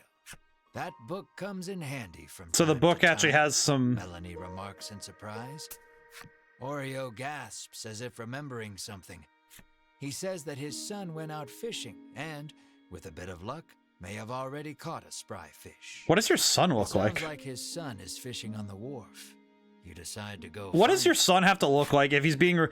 Also, what woman survived having to marry you? Or at the very least, have your child? I got Riddis' flip side? Really? Alright, wait. Let me go here. I'm gonna check Riddis' story, because now I'm curious. Collection. Characters. Getting Riddis' flip side is interesting. She carries a book she has read many, many times before and is never happier when than when she has time to let its pages carry her away on its soaring visions of the future. That is nice. Our merry band of rogues. We do not have the flip side yet. Alrighty. Let's go talk to... Oh, so this is the other guy from the thing, but... What does this guy have to look like? You see a young man with his line in the water and call out to him. Oh my god. He turns around and flexes, shouting out suddenly, "Power is power." You stare, enchanted by his bulging musculature. Musculature? There's no doubt in your mind that this is Oreo's son. Why does how is Oreo's genetics so freaking pristine? Holy crap. Guy's built like a fortress. He asks if you have business. So let me get this straight. The father is built like a citadel, and the son is built like a fortress. What will you say? Though you are pretty sure of the answer, you ask the young man if he is the nutritionist. Is he wielding a double-edged sword? He's wielding a double-bladed sword in his hand. That I am, he answers. He introduces himself as Bruno and Oh says my he's God. learning to be a nutritionist like his father. I don't know why, but it's just so funny thinking this guy is studying to make potions and dietary supplements, and also looks like he is capable of folding metal in his hand.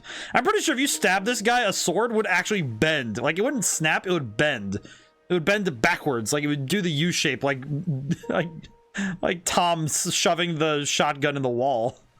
You introduce yourself, expressing to him that you are a hero on a journey and require a spry fish to save your ill comrade. His eyes begin to sparkle the moment you utter the word hero, and he becomes engrossed in your tale. I love this JoJo More or character. less grasping the situation, he regrets to inform you that he has not caught any spry fish yet.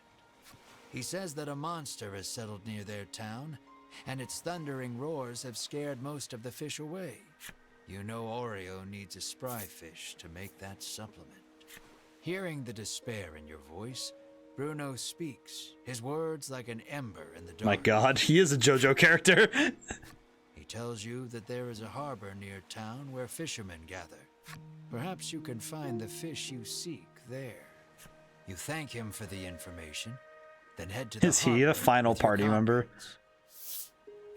Just as you are about to leave, Please be a Bruno party offers member. to escort you there.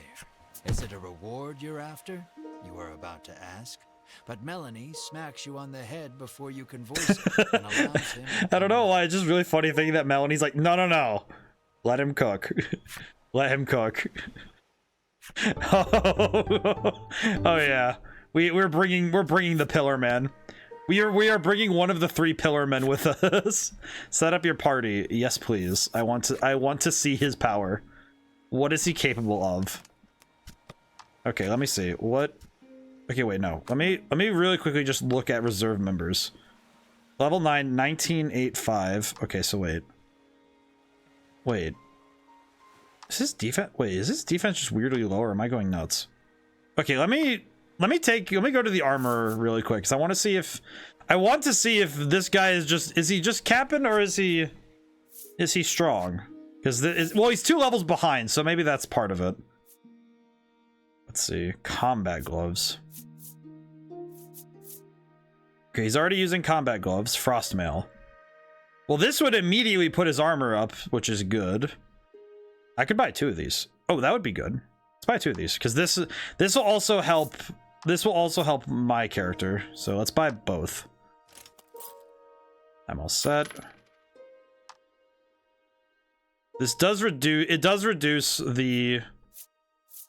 reduce our speed. His speed is freakishly low, which is sad, but I would rather have high defense than exceptional speed. His speed is really low though, but he's also 2 levels behind and has almost the same attack stat, so I'm not horribly worried. Okay, oops. Let me grab...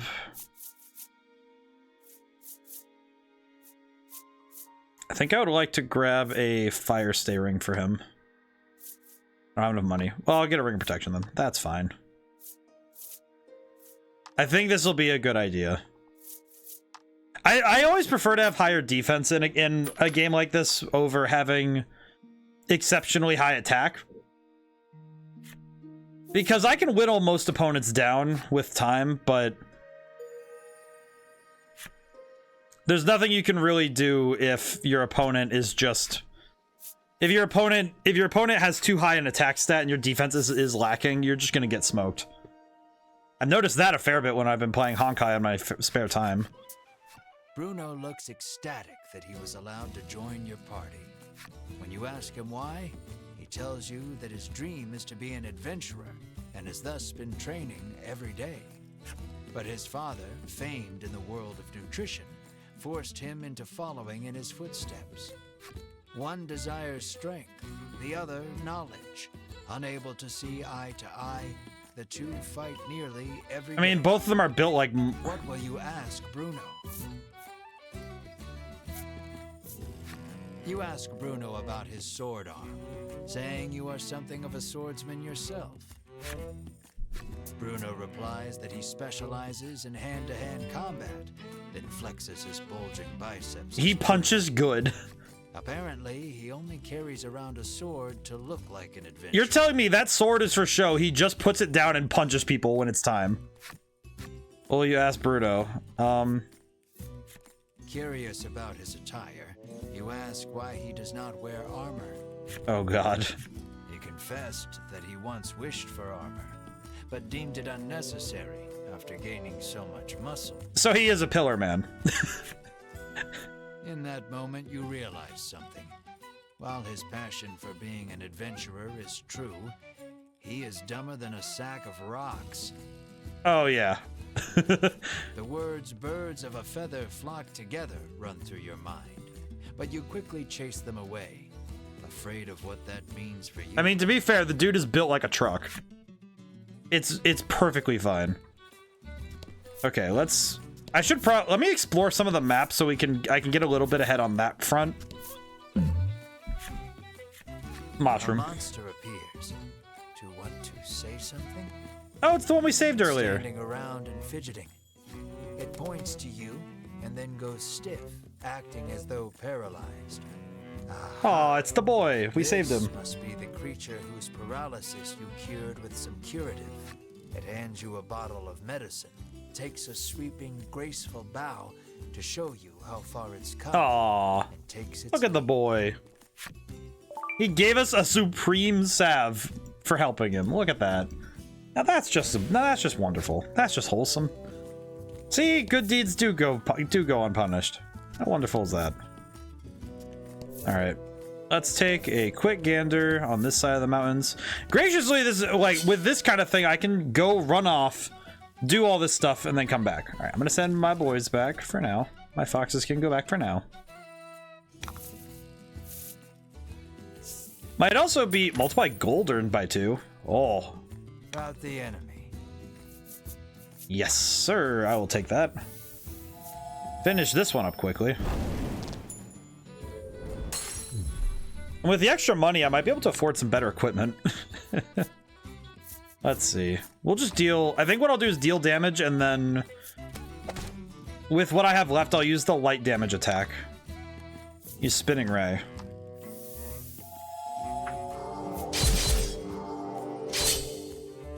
Which did a lot of damage. Holy crap.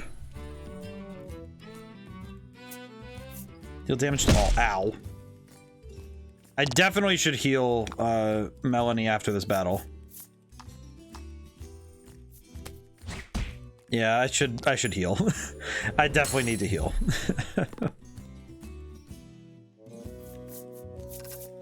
That said, Melanie's raw attack power does kind of make up for it though. Because her defense does lack a little, but it's helpful. It's fine because her attack power just supersedes that. There we go. Alrighty, back to full. Now we can keep going. I think what I'll do is go down the coast a little bit, and then I'll come right back. It's okay. Event. Something is rocketing down the mountain. I'm gonna say person again. Hey, you all right? You call out to the crumpled humanoid figure before you, but when you reach out to turn whoever it is over, you realize it's a monster. You scramble up and flee, but it's too late.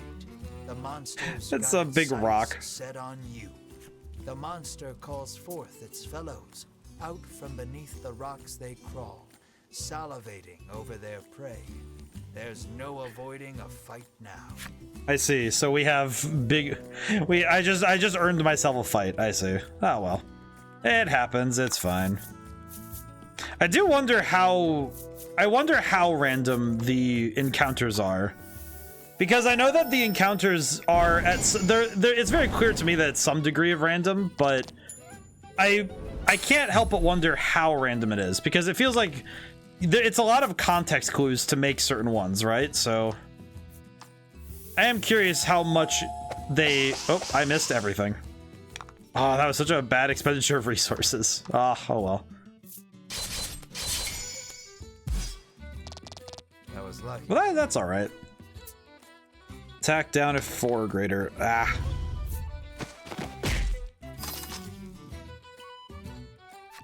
Cards afflicted with attack down of lower attack. Yes. That's not too bad. But the act of making random events in video games can be tough sometimes, I think. I think a lot of it comes down to how do you handle how are you handling those events, and how many random choices are you making? Because if you have to make a ton of different choices and a ton of different versions of things, it's kind of like you're gonna end up making a ton of different ones, and that can be rather tough to program. And it's definitely tough to plan too, because you have to plan out all those different events, right? So I can only wager that they probably made a, like a list of certain ones that can happen, like, oh, you're near the mountains, so the mountain one can, because that mountain one has happened before, but when you did the person, it was, oh yeah, we're gonna roll dice, and we're gonna have fun with we're gonna have fun because you roll down the hill as a therapeutic massage thing, and then you recover health. Because it's either stuff like that, or it's stuff like, some of the other ones where it really depends on what the situation is. So I imagine that they made categories for, certain contexts, and then were able to apply them accordingly. I thought it was a person. Aw. Rushing to catch up with your friend. Just like you're like, I thought it was a person. It's a rock, dude. How'd you mistake that one? I think the reason I'm meandering a little bit is because I know pretty well that we have. I think I'm the reason I'm meandering is because I know well where I need to go, because I know where that town is. So I figure that this is a good opportunity to explore the map while we have the chance. And also, I kind of noticed how some fights were getting a little tougher, so it's not a bad idea to grind accordingly. Don't hold back. Though it's not really grinding, I guess. It's the natural reward for exploring. Because it's not really, I guess it's not really grinding if you're not specifically just running back and forth to do so. At least in my opinion, I don't know. So I think grinding's a bit of a dubious term when it comes to stuff like that. Because grinding to me is you're going in a very small area back and forth to very explicitly gain experience, whereas this is just the consequence of exploring. So I don't know if it really counts as grinding, unless I guess the terminology, it really depends on what you would define as, what is grinding versus what is just, the consequence of exploration. Because that was something that I remember when I was making Red Genie, the trouble I had was, okay, how much of the game should you be grinding, and how much of it should you be spending time just playing the game?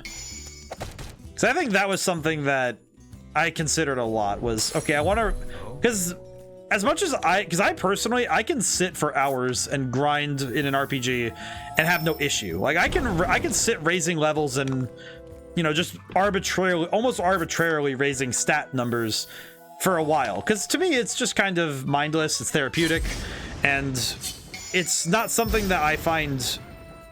It's not something that pains me. But as a player, even though that does, even though it doesn't pain me as a player, that doesn't mean I can assume all players are like that. So when you're designing a game, it's nice to have every player in mind. Because I can imagine somebody wanting to sit and find everything in this game, whereas some people who maybe people who just want to get on with it, as it were, it's like, well, no, I'd rather just get right to it. I'd rather just get to it. You move closer to get a better look at it. You find a chest lodged in the hollow of a tree. Oh, this is the one. This is the one I found from those thieves. You fish a note out of your pack. Sure enough, this is the location those thieves mentioned when you were eavesdropping. Quite convinced you found their stash, you open the chest with a self-satisfied I think I know whose armor this is supposed to be. I think I know who's supposed to wear that armor, and I'm very happy I went and got it. Equipment, reserve. Because it sucks because I spent money on the frost mail. However, where is it? Wait, what? Who wears this then? Wait, is it Mar? I feel like that's supposed to be for Mar. Oh yeah, it's supposed to be for Mar. Oh yeah. Okay, so that is Mar. I think that's. Well, wait. Let me double check though, because it might be. Ah, I see. So it could be because Mar and Ridis wear the same type of armor. So what I could do is use this for now, and I could have it on Ridis for now, and then later when I need to swap in, the armor, I could. You know what? I don't really need protection from wind damage, so I'm gonna swap in the ring of protection for just pure defense. The speed bonus is one thing, but I think genuinely having a better defense stat for Melanie would be good.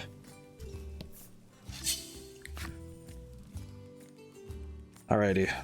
We won't need to do too much more exploring. I think this is just really prep work for later stuff. Poison arrow. Yes, we've been getting really lucky with the poison, so that's been good. It is technically a 70% chance for poison, so that is extremely good luck for trying to land poison. Because I don't think there are many cases where poison is so easy to hit. Because statistically, it is a 70, because it's, remember that it's 4 or higher, so that means that only 1, 2, and 3 fail. So that means that 3 out of it, it's a 3 of 10 chance to fail to poison, which is extremely good. That's some extremely good odds. Betting on poison is a really easy gamble for this. Like, it's not necessarily a ton of damage because it's only rolling a d6 for poison, but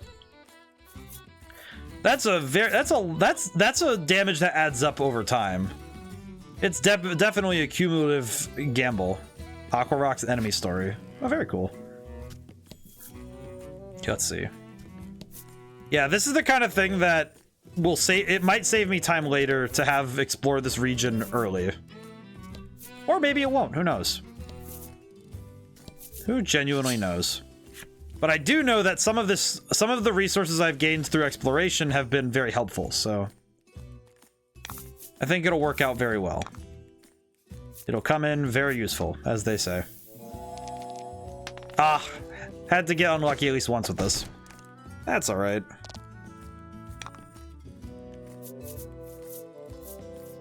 I could try to freeze one of them and see if I can. Yeah, because this will make sure that one of them isn't going to move for a while, so I can lock out one of their turns. So I don't think I would have been able to. I don't think I would have been able to get what I want from the results, so I'll just take what I can get. That's pretty good, though. Okay, let's see. Actually, come to think of it, the fact that a lot of these status ailment afflicting cards on both sides, status ailments being very prevalent and also very easy to land, is kind of nice because a lot of games, frankly, kind of just throw status ailments under the rug. I think Pokemon, at least recently, having played Stadium and coming to appreciate how important status ailments are in Stadium, it's become very prevalent to me that it's like, okay, yeah, Pokemon does status ailments, I think, pretty well, but there are some games where it feels like actively going for a status ailment build is always less optimal than anything else you can do, which feels sad, because to me, I think that kind of almost misses some of the best points, because I think having that's a fun way to have control, to be able to put down, to be able to debuff your opponent. Like, I mean, look at that. That's, yeah, it was a little lucky. It was lucky for sure, but Cloudy, thank you so much for the hydration. I've been talking a storm. How's it been?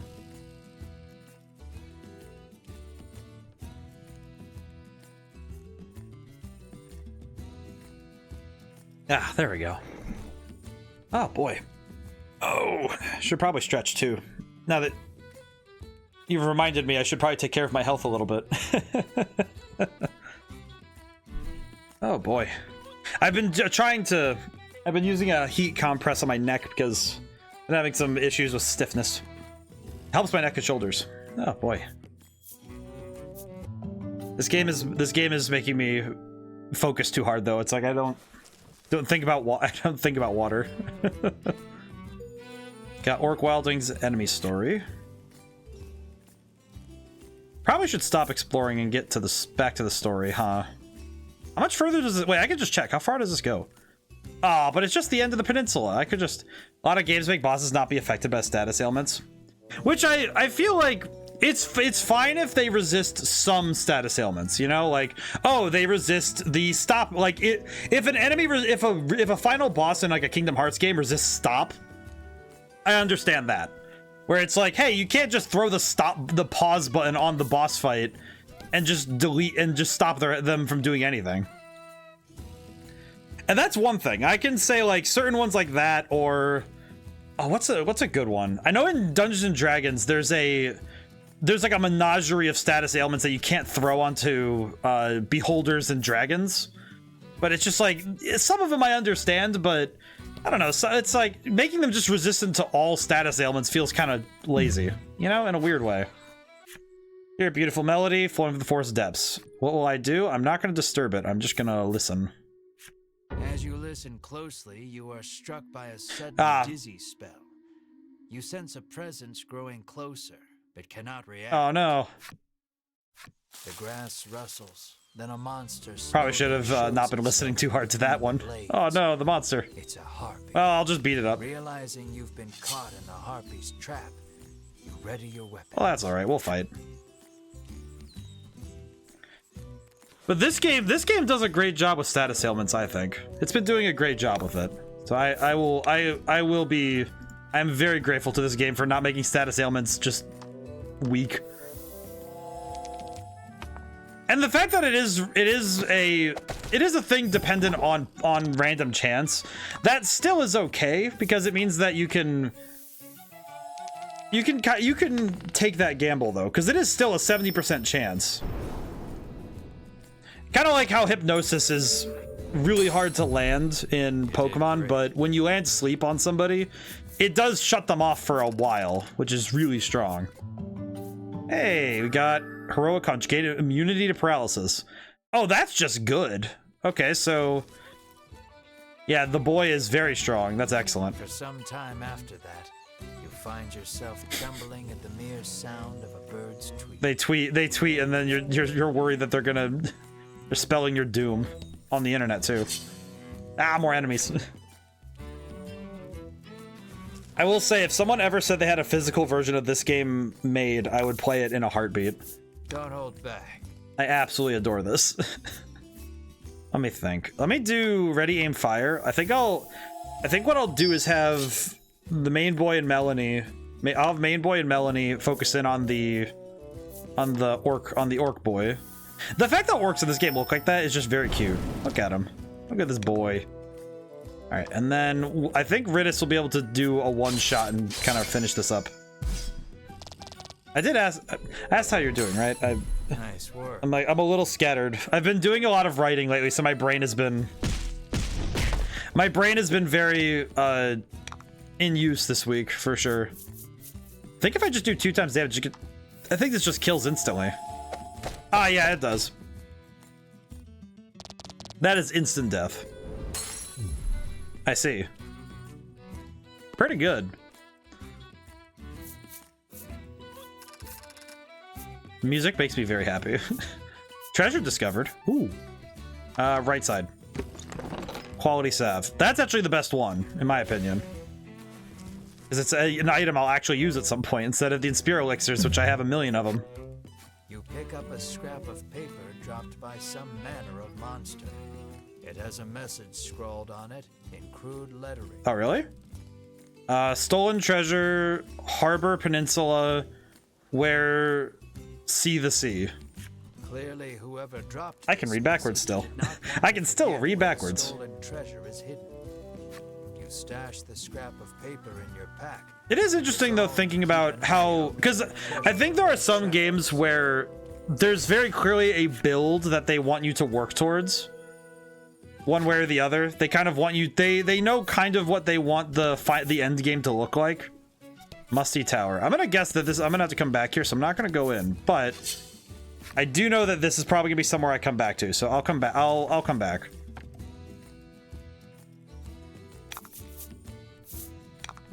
Oh, interesting. This is a very bizarre set of enemies. All right, so I'll try to poison the middle one. Ah, no poison. Okay. I think I'll do a change of tactics. And I will deal damage. And then I'll try to do the lightning's blade. Or no, spinning ray. I'll do spinning ray. Yeah, there we go.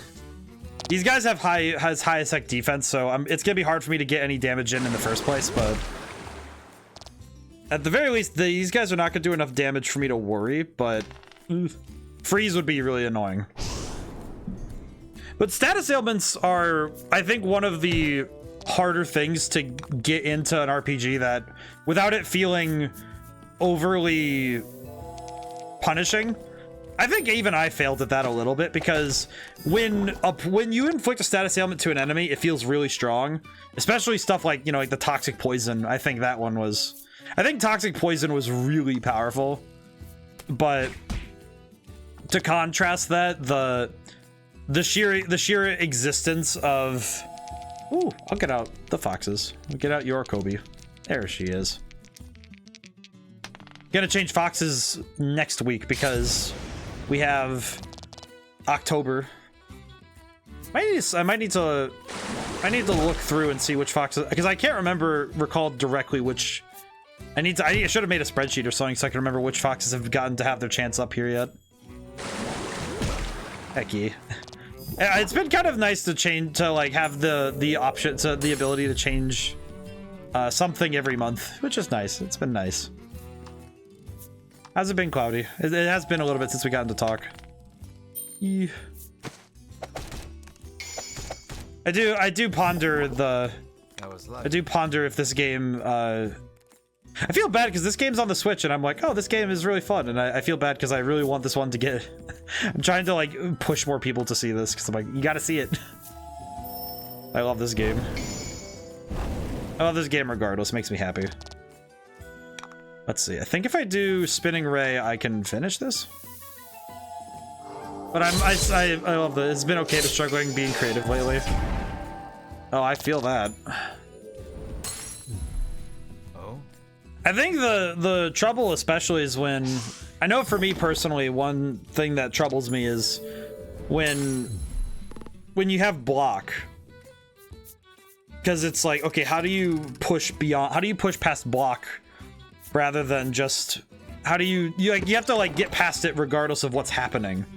And it's just, with writing, I think it's arguably easier because you can kind of just write something down and say, okay, yeah, it'll change later. And it's, with some mediums, I think it's harder because it's like, how do you make a draft? Because how do you make a draft that doesn't feel, that's like, it doesn't feel like it's just kind of, okay, throw something on the paper and hope. I know I also feel that with videos and stuff, because whenever I have to work on video content, it's like, how do I make a draft? How do I do that? Because there are certain mediums, it doesn't make sense. It's weird. I hope you get past that. I hope you get past that block soon, though, because it can be tough.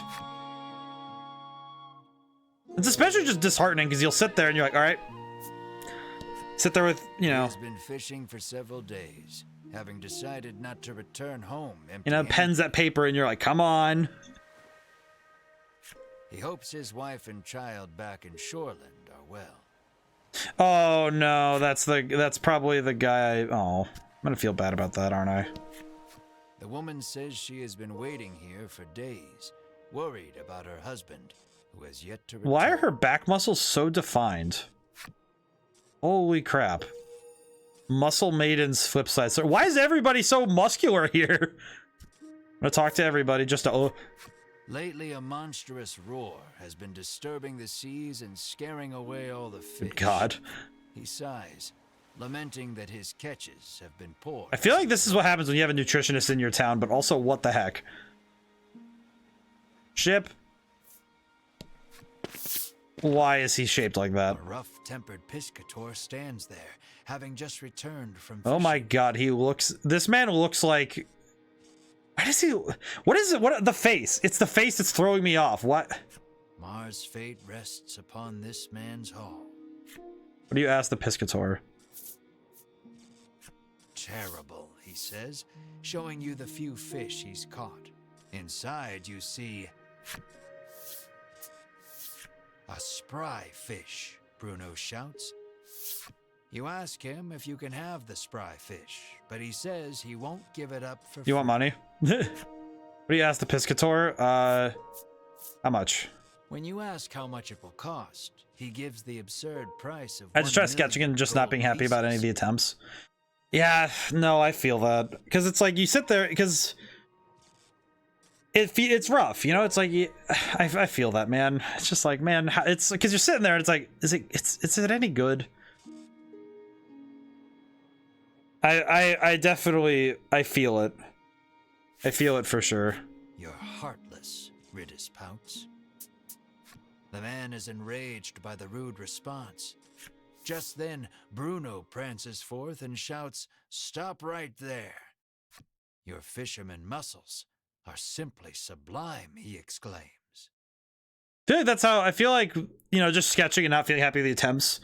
I'm there with you right now, because I also have having perfectionism also doesn't help. Oh man. I'm with you. I feel that really deep to my bone now, because now I'm thinking about earlier this week when I was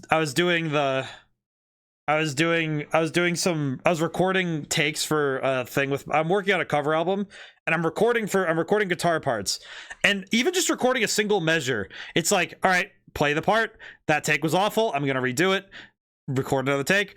It's just like, it's maddening when you sit there and you're like, why is it not coming out the way I want it? It's frustrating. It is frustrating. I know that both of us can find ways through it though. I know that this will pass, and I'm sure that the trouble is that unfortunately the lightning has to strike, which is tough. He challenges the man to a competition of mussels with the spry fish as the prize. The piscator seems interested and agrees on one condition. If you lose, you must become my servant. I'm gonna look up something very quick. What is? I want to know the term piscator. Piscator. What is a piscator? Fisherman angler. Oh, I see. So it's just a very fancy title for fisherman. This one's all yours, Melanie says, patting you on the shoulder. Then let the carnival of might and muscles begin, Bruno roars, completely fired up. Your puny body is no match for mine, the piscator shouts back, throwing a punch. Oh god. The boss battle. The baby-faced fisherman. Oh god, I have to fight with it's just Bruno? Or, okay, so I guess it is just Bruno, holy crap. All allies recover 4 HP, I see. Didn't really need that, but I'll take it. Add 3 to all allies attacks, add 3 to all allies defense. Actually, I could probably... I see what I could do. Okay, attack first. Judo chop. Feels like watching a bodybuilder competition. What? Okay, so he has 19 attacks, so he'll match my defense with this. We don't talk about Bruno? No. Let's see. Attack herb. Man is oiling up for the wrestling move. The fact that this game is Bruno is just attack plus 5. I see. Bruno is just impossible. I like how there's the Bruno that, you know, if I say Bruno, if you think about the Disney character, then you get that. If I think about Bruno now I'm gonna think about this guy, the absolute beefcake. I'm going to think about the absolute unit of a man. Add 3 to all allies and enemies attacks. I see. Judo chop. Bonk. Almost. Looking ripped. Looking ripped. I see. Ow. And now I'm thinking about a combination of the two. Just imagine if Bruno in Kanto, after he hears for the umpteenth time, they don't talk about Bruno. He just rips through the drywall of the house, like bare hands, just rips it in half, and steps out looking like Shao Kahn. Just ripped. Absolutely built different. Constructed in an alternative fashion. His victory sealed, Bruno strikes Heck yeah. a glorious pose and shouts. He just grabs his mom and just throws her through the drywall. Witness the power of power. Defeated, the Piscator hands over the spry fish to Bruno. He just grabs. It's just oiled wrestling. Bruno extends a hand to the Piscator, who has fallen to his knees. With a serene smile, he takes the offered hand. An unspoken friendship begins to form between the two. Or at least, you hope that's what the prolonged silence between them means. Brothers in muscle now. That's just how it is. That is exactly how it is. If it's two dudes, they just beat each other up, and then that's it. All right, we need to go talk to the... Oh yeah, Cloudy, you haven't seen... Would you like to readjust your party's lineup? Yes, please.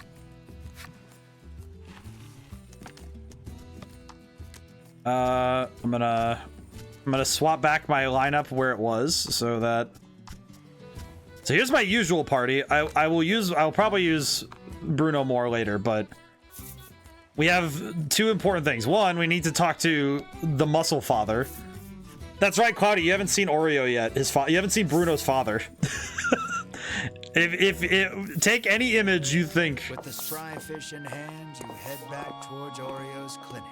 Muscle father, Bruno oh my looks god. at your group sadly, reluctant for this little adventure to end. Aw, but Bruno, you can come with us. It's fun. All right, let's go talk to the muscle father. Hey, muscle dad. You hand the fish to Oreo and ask him to make you the supplement. The muscle father. Give me a moment, he says, then takes the fish and heads into the back. When he comes back, I just need you to admire 1 hour of muscling. Behold the muscle father.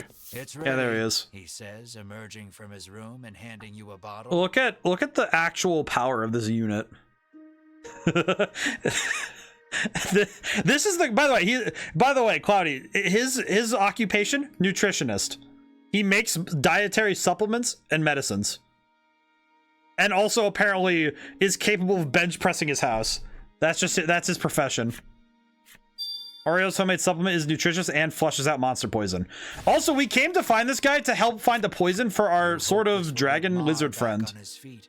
You need to get back to Unionville on the double. But before that... Is he coming with us? How will you think, Bruno? Well, take care. I think that man invented the top steroid. He invented the steroid in this world. He also invented the bench press and the deltoid lift. You face Bruno and say, take care, then run off. I mean, he's gonna come with us. But Bruno stops you and says he wants to journey with you just a little longer. But Oreo is quick to douse the flames of his desire. You will stay here and study, he commands. Ah, Oreo, why do you have to be like this? Then you leave me no choice. Bruno's expression reads as he raises both hands behind his head and squats at hyper speed. I want to show this power to the world, Bruno proclaims to his father. He squats at hyper speed. You have much to learn, my son, Oreo retorts as he starts sidestepping at breakneck Are you telling me speed. that they are doing exercises at each other while they argue? Oh, good God. Only the sound of their labored breathing and bodies moving. What is going on? You know, Cloudy, I just realized this is your first time seeing this game, and out of context, you were just like, there are two muscled men. The storyteller is whack. This guy's been running this. He's the game master. He is the GM of this game, and he has just been like, yeah, I'm just gonna read what the card says. Don't worry about it. It's fine. It's fine. You can only look on in stunned silence at the enigmatic display. I think it's the deadpan delivery that really kills me. It's all homebrew. I mean, it's also, this guy builds his maps with cards, Bruno so. falls to his knees, panting. This is my limit. You have grown, my son, Oreo says, looking no worse for wear. Oh my god, just the he was doing squats for 30 minutes? How? On God's green earth did someone who is your wife, Oreo? Holy heck. So are you coming with us or not? Melanie interjects, ever the blunt one. Thank you, Melanie, for getting... Only our muscles know the answer, comes Bruno's cryptic reply. I don't get it, Ridis remarks frankly. On the condition that he study nutrition upon his return, Bruno is allowed to go with you for just a little confused. while longer. So... You realize that these two have a very special way of talking that no one else. So to catch you up on the lore, Cloudy, so you can understand what has happened. Maybe wait. Do I have summary cards? Maybe that'll help me out. Well, I technically do, but it's just movies. Okay, so far, the story begins when a dragon decides to attack the world. The world, not pleased with that, pushes back. Dragon gets wounded. Dragon flees.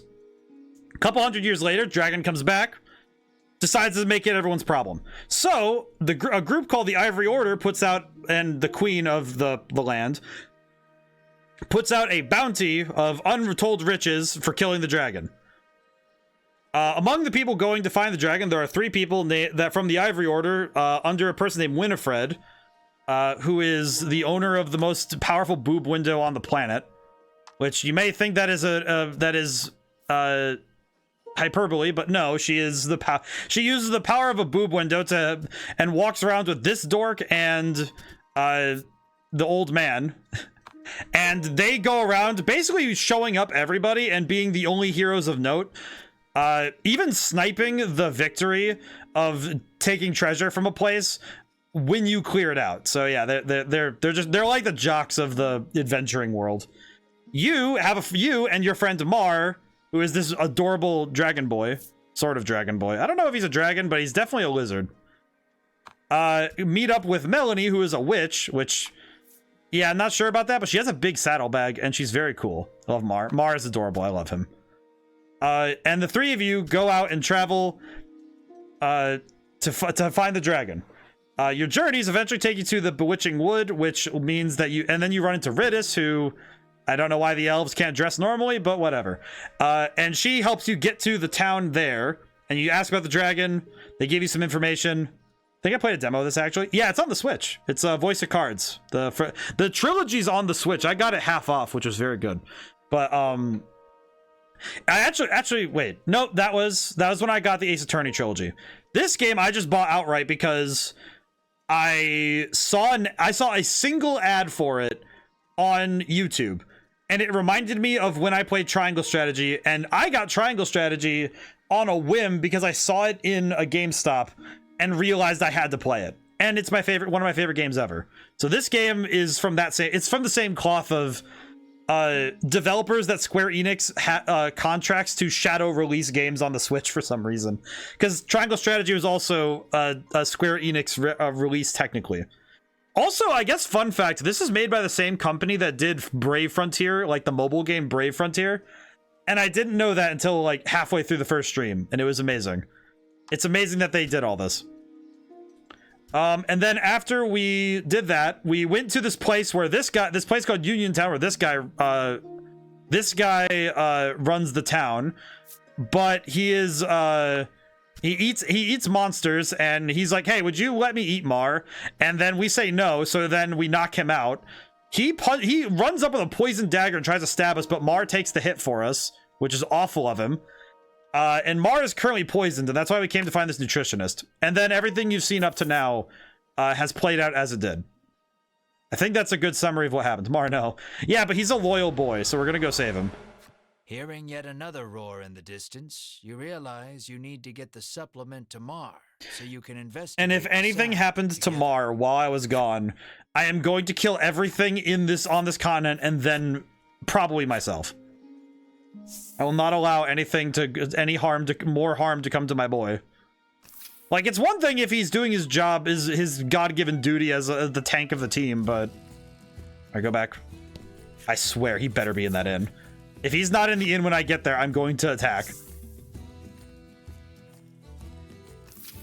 To the inn. In. Go. Here to stay the night? Eat Mar. The innkeeper asks, the No. moment you set foot in the inn. Move. I am leaving. Where is he? Where is he? Where is he? Where is he? Yay! My boy! He's here! My baby boy. Mar lies listlessly upon the bed, My boy. looking somewhat haggard. My boy, I will save you. I will help you, my boy. You help Mar sit up. Drink this, Mar, you say to him gently. Aw, my favorite boy. He weakly opens his mouth, and you slowly pour the energy concentrate inside. Thank God. I was gonna say, if they complicated this further by having the headman just take him, I would have been... I would have been livid. Oh, my boy. Bruno's just like, holy crap, is that a dragon? Bruno's like, holy crap. Yay, my boy. Mar abruptly bolts up and turns his head toward you with a puzzled look. Oh, my boy. It looks like Mar is all better. Oh. There's a spider on the floor. What the heck? And also in celebration of my boy. Yeah. Okay, let me... Yeah. Alright. Got the heckin' spider too. Good boy. I'm so happy that the boy is okay. How do you express your joy? I'm hugging the boy. Bear hug! You give Mar a tight Aw, hug. my boy. We saved my boy. Mar mews softly in discomfort. Aw. Sorry. Overcome with joy, you sob and stroke Mar's head. Aw. Melanie and Ridis watch you two with a smile. He's my favorite boy. We needed to save him. Bruno is deeply moved to see nutrition bringing a smile. Bruno's just like, yes, the flames of friendship. I just kind of imagine him stance up like a JoJo character, like, yes. Beautiful. Mari joined the party, yes. Did he level up at all? No, he didn't. I'll find out. With this, you can finally put the happenings of that strange village behind Oh, thank God. you. Decide to take Bruno back to Shoreland, then continue your search for the dragon. See Bruno to his home in Shoreland. Yes, the nutrition bringing humanity closer to strongness. We're slowly building a more perfect being. Honestly, though, the fact that, like, Bruno straight up, he looks like a JoJo character. I said earlier, he looks like one of the Pillarmen. Let's see. You know what? I do want Mar back on the team for now.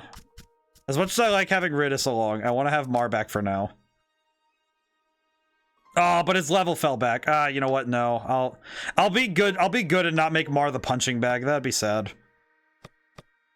Wait a minute. Is his defense just higher? No, it's not. Okay, yeah, Ridis is... that's fine. It's fine. Mar and Bruno need to level up, so it's okay. It's okay. I'll let that slide for now. Let's see. Do I need anything else? No, I'm good. Leave the area. Yes. The nutrition. The fact that the dude... Also, by the way, when we first met Oreo, we were like, here's the poison extract. We don't know what kind of poison it is. We know it's poison, but the dude's response is, okay, I'm gonna eat it. I'm gonna eat a piece of it. I'm gonna eat some of the poison, and I'll be able to tell what kind of poison it is. And he's like, yes, I need a spry fish. It's like, how did you eat the poison and just not... Like, how? Dang, dude. How does he do that? How on earth does this man function? What power is behind that body? His constitution stat is like a 35. You arrive at Bruno's house. Though he seems to want to adventure a little more, he reluctantly enters his house. You ask Oreo if he knows anything about the monster. Too much power. Mighty He has a constitution stat of like 35. He says that the creature nests atop a tower not far from Oh, town. I know where that is. With that, your next destination is decided. Here, you will part ways with these two, but you owe a great deal to the nutritionist. 25, try and his 30. son. He's got a 40. Bruno looks at you. his eyes begging you to let him come along. What will you say? How will I respond? Let us defeat the dragon together, you say to him. You are sure his power and every time we mentioned his con, it goes up by 5. Like, we only can perceive it by a number, but it's actually an imperceivable limit. Like, he is capable of things far beyond mortal can. And you realize with a grin, he will be so happy just to come along. Yes. That he will not want. Like, we're using numbers at, we're like, it's not that he has a limit, it's just that we need a number so that we can comprehend it. Bruno is happy he can continue the journey, but Oreo stops him before he can get carried away. You must stay here and study, Oreo says. Bruno explains that the journey thus far has taught him the splendor of nutrition, and he now wishes to travel the world to deepen his knowledge. I see. After hearing his son out, Oreo suddenly removes his glasses. Oh my god.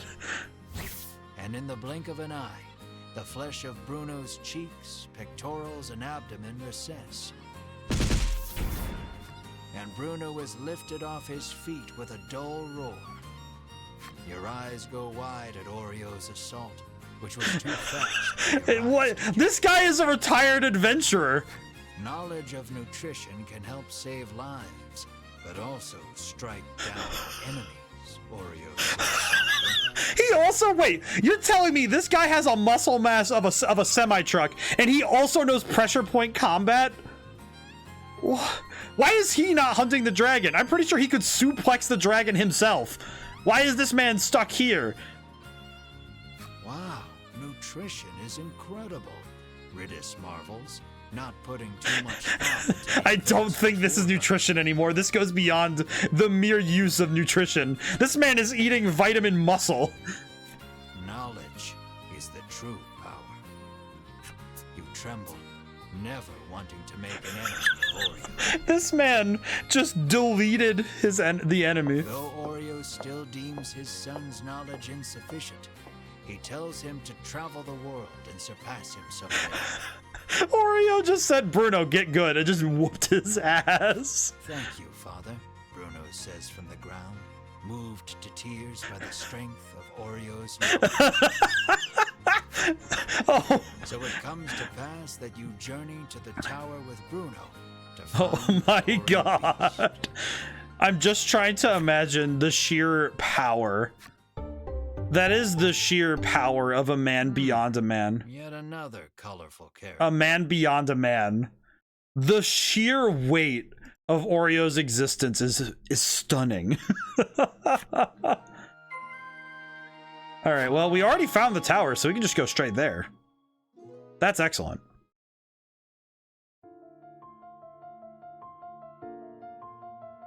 In Shoreland, a strapping father and son dedicate themselves to nutrition, and also being built beyond building. The father suppresses his son, claiming knowledge is power. The son resists, claiming power is power. I mean, power does equal power, but with the aid of both, their exhausted comrade springs back to life. Oh, our boy. After learning prominent information from the father,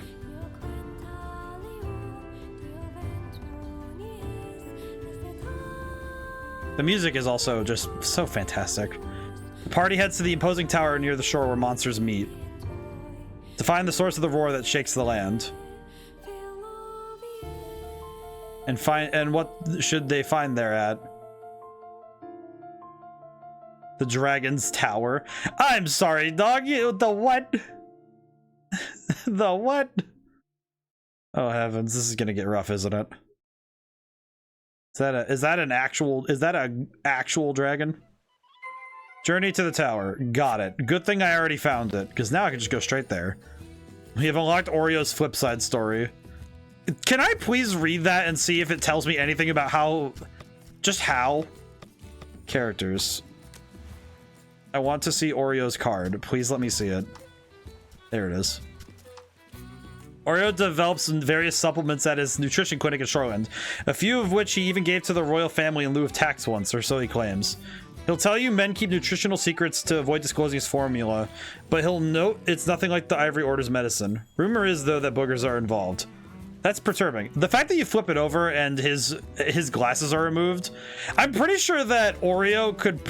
I think he could beat Goku. That's stupid. That's very stupid.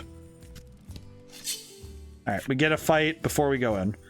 But in all honesty, that Oreo feels like if you played a barbarian in D&D, but also played monk, like you got Stunning Strike as monk, and also decided to be just the absolute most... Actually, no, you know what it really is? I don't think it's... He's not simply a barbarian monk. No, he's a level 20 monk who invested in strength instead of dexterity. Because why bother with dexterity? Either that or he's just... Actually, I don't know, because it feels like you could make an argument that Oreo is just excessively strong. Nutrition and knowledge equipped. I need to watch this. I need to let me mute this, but I'm gonna need to watch that later because oh my god, the man just deleted him. I need to watch that clip later. It's so freaking funny. Nutrition and knowledge. Just it's also the sheer bull-faced statement of yes, knowledge is power. It's just like what? I'm sorry. You're gonna tell me that this man That was lucky. Oh man, it's striking me even now. Just holy crap. The dude is built different. That's a lot of damage. Oh my god. I love that so much. I love this game because it's well, as I said at one point that I like it when RPGs are... Oh, you can't lower his attack. He's just strong. He's eternally strong. I see. But I really genuinely appreciate it when RPGs have like a mix of lighthearted goofiness and being able to... It's like they have control of their tone. Like, oh yeah, we're gonna take it seriously right now. This game is wild. Well, and it's like it knows when to take itself seriously and when to have fun with it.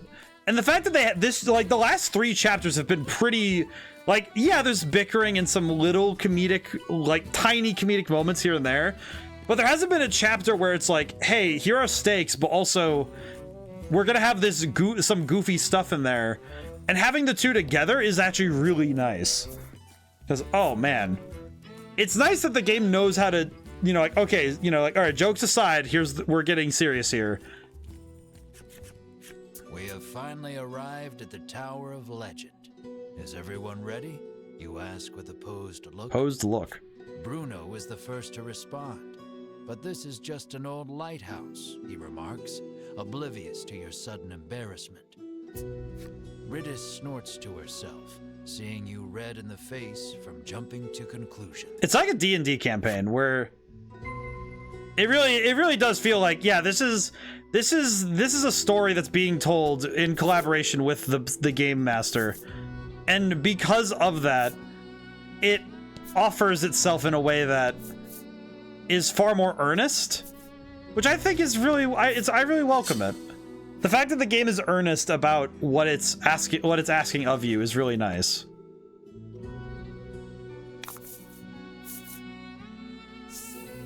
Ooh, extra money. And I think the fact that it's just honestly telling you, like showing you how fun it is. I think that's great. Let's go for, all right, I have an idea for how I'm gonna do this. No poison. That's fine. Okay, so we'll do this and then we'll do fire. We'll have 2 gems by the end of this. It's also the fact that it's emulating the feel of having a game, like playing a game at a table with all the dice rolling and all the various, you know, fixings for the tabletop feel. I think it does a great job of simulating all that. It also just feels almost homey. Pretty nice atmosphere. It's And it's not like, it's interesting because it's not like it's doing anything that on its own, like each individual aspect of the game isn't groundbreaking, but it's the fact that all of it together is helping itself, you know? Every piece of it is working together. And I think that's really fun. Like, look at that. That's just nice. Like, just having it all come together is so nice. It appears this sturdy door has a magic seal on it. Unfortunately, it is out of her realm of expertise. Ridis rolls up her sleeves and shouts, "Open sesame." You swear you have heard these words. You know what's weird to me? If I had a nickel for every time I've heard an archer girl in an RPG say "open sesame" at a locked door, I'd have 2 nickels. It's not a ton, but the fact that it's happened twice this year is a little weird. Because the other time is March 7th and Honkai Star Rail saying the same thing to a door. You all watch in silence as the door stays shut. You snort to yourself, seeing Ridis red in the face. Ah, now we're just making fun of each other. And now then, how will you get in? Lightning strike. Please pick one. Lightning strike. You tried to fight magic with magic, only to have it repelled by the sea. Now then, how will you get in? I'm grateful that they give you all these options to try. How about Bruno? Bruno exhales deeply, then places both hands on the door. He pushes with all his might, his breath labored, chest heaving, sweat dribbling. I'm surprised that the door frame itself didn't just break. And it opens. It seems the magic seal could not protect the door from the physical might of your most stalwart companion. What? You're telling me that this man literally beat magic with his bare fists? This is the power of power, Bruno pants. You promptly ignore him and enter the tower. You're telling me that we hit it with a lightning bolt, and Melanie's like, I can't solve the magic, and Ridis is like, I don't get it either. And then Bruno just walks up to it, just like, all right, check this out. And he bends the wooden door. Like, he like folds the door in half vertically, and then just like throws it away. Just, yep, doors open. Huh. Hey, a pitfall. That's a big hole. 10 out of 10 game of the year. Honestly, I'm pretty happy with that outcome. Julian, how's it going today? How's the game going? Pretty well. We now have a 5th party member, who is Bruno, the second most muscular man on this continent.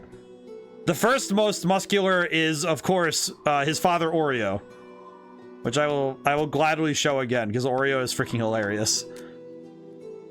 This is Bruno. Oreo? Oreo with an AU, but yeah. Built like a king. Look at him. Look at the absolute unit. This is the power of knowledge.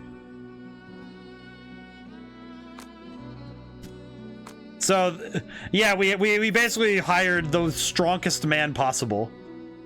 It's impressive, if mildly concerning. This is a big tower. Now the question is, if I step on the floor... yeah, the sheer power exuding from this man is terrifying, but impressive. That's a harpy. That's a flying type Pokemon. Ah, no poison. That's fine. But yeah, game's going very well. We've been the last chapter was very funny, and I think with Bruno in tow, I'm pretty sure it's gonna get funnier. We just had him open a door sealed by magic with his bare hands. Good work. He just pushed it open. Man's is built like a Dark Souls character, I guess.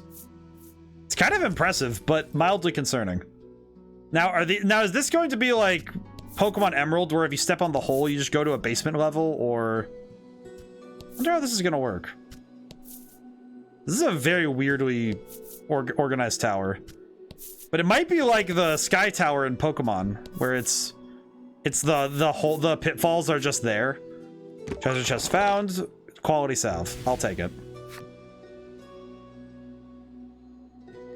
I am still very curious what dictates when encounters happen.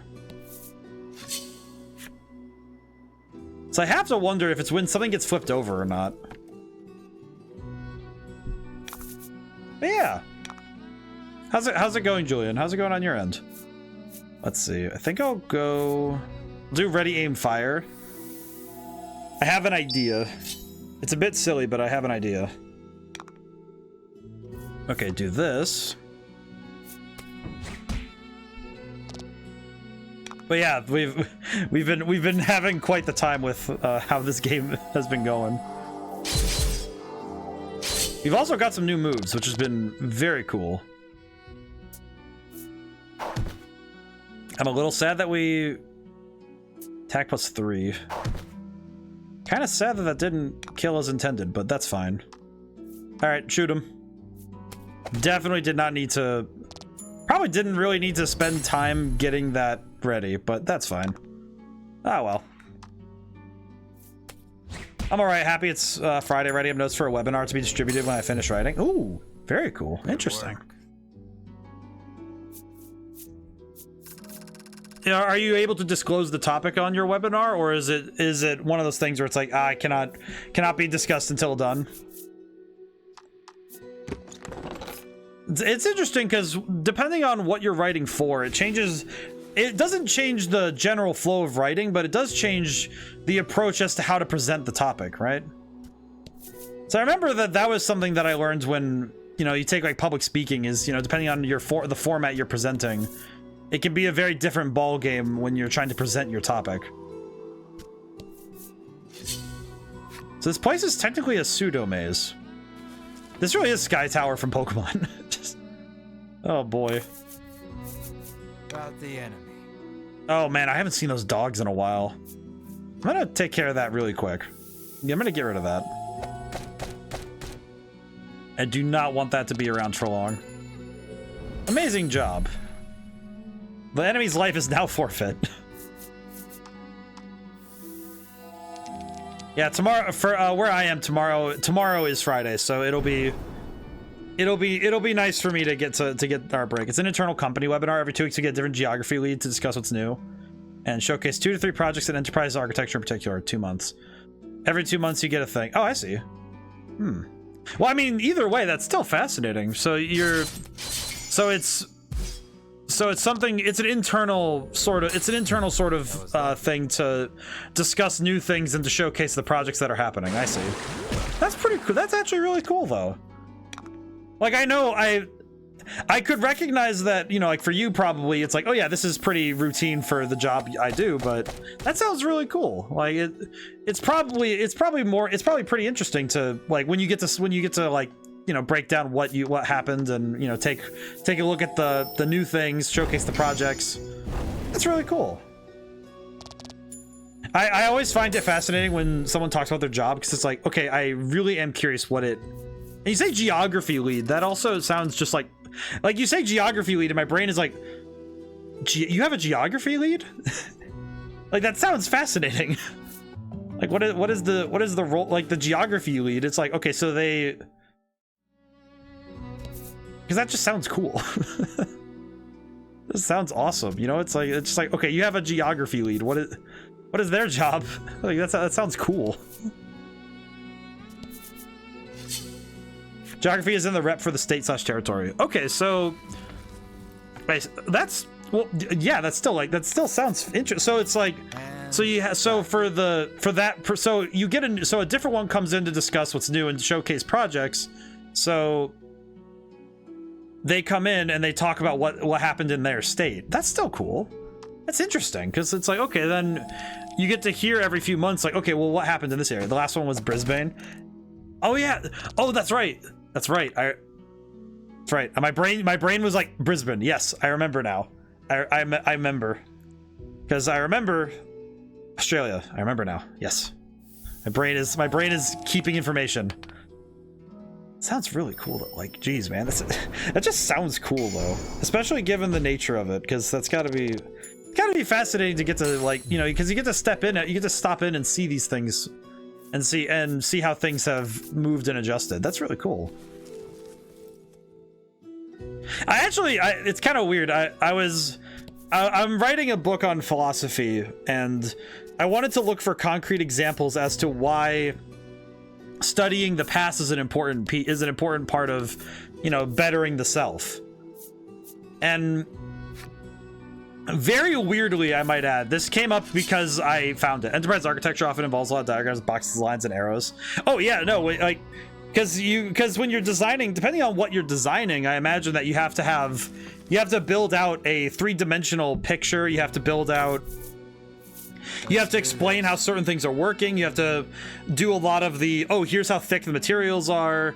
Yeah, I could see that being like a really complex diagram when you're looking at it. It's like any of the pictures, it's just like, okay, yeah, this is a different language. But I could see it like, you know, I could sort of picture what you're talking about, because architecture, it's like, yeah, you have to build a 3D object. And at the end of the day, you're building a 3D thing and have to, in essence, explain how this thing is going to be built.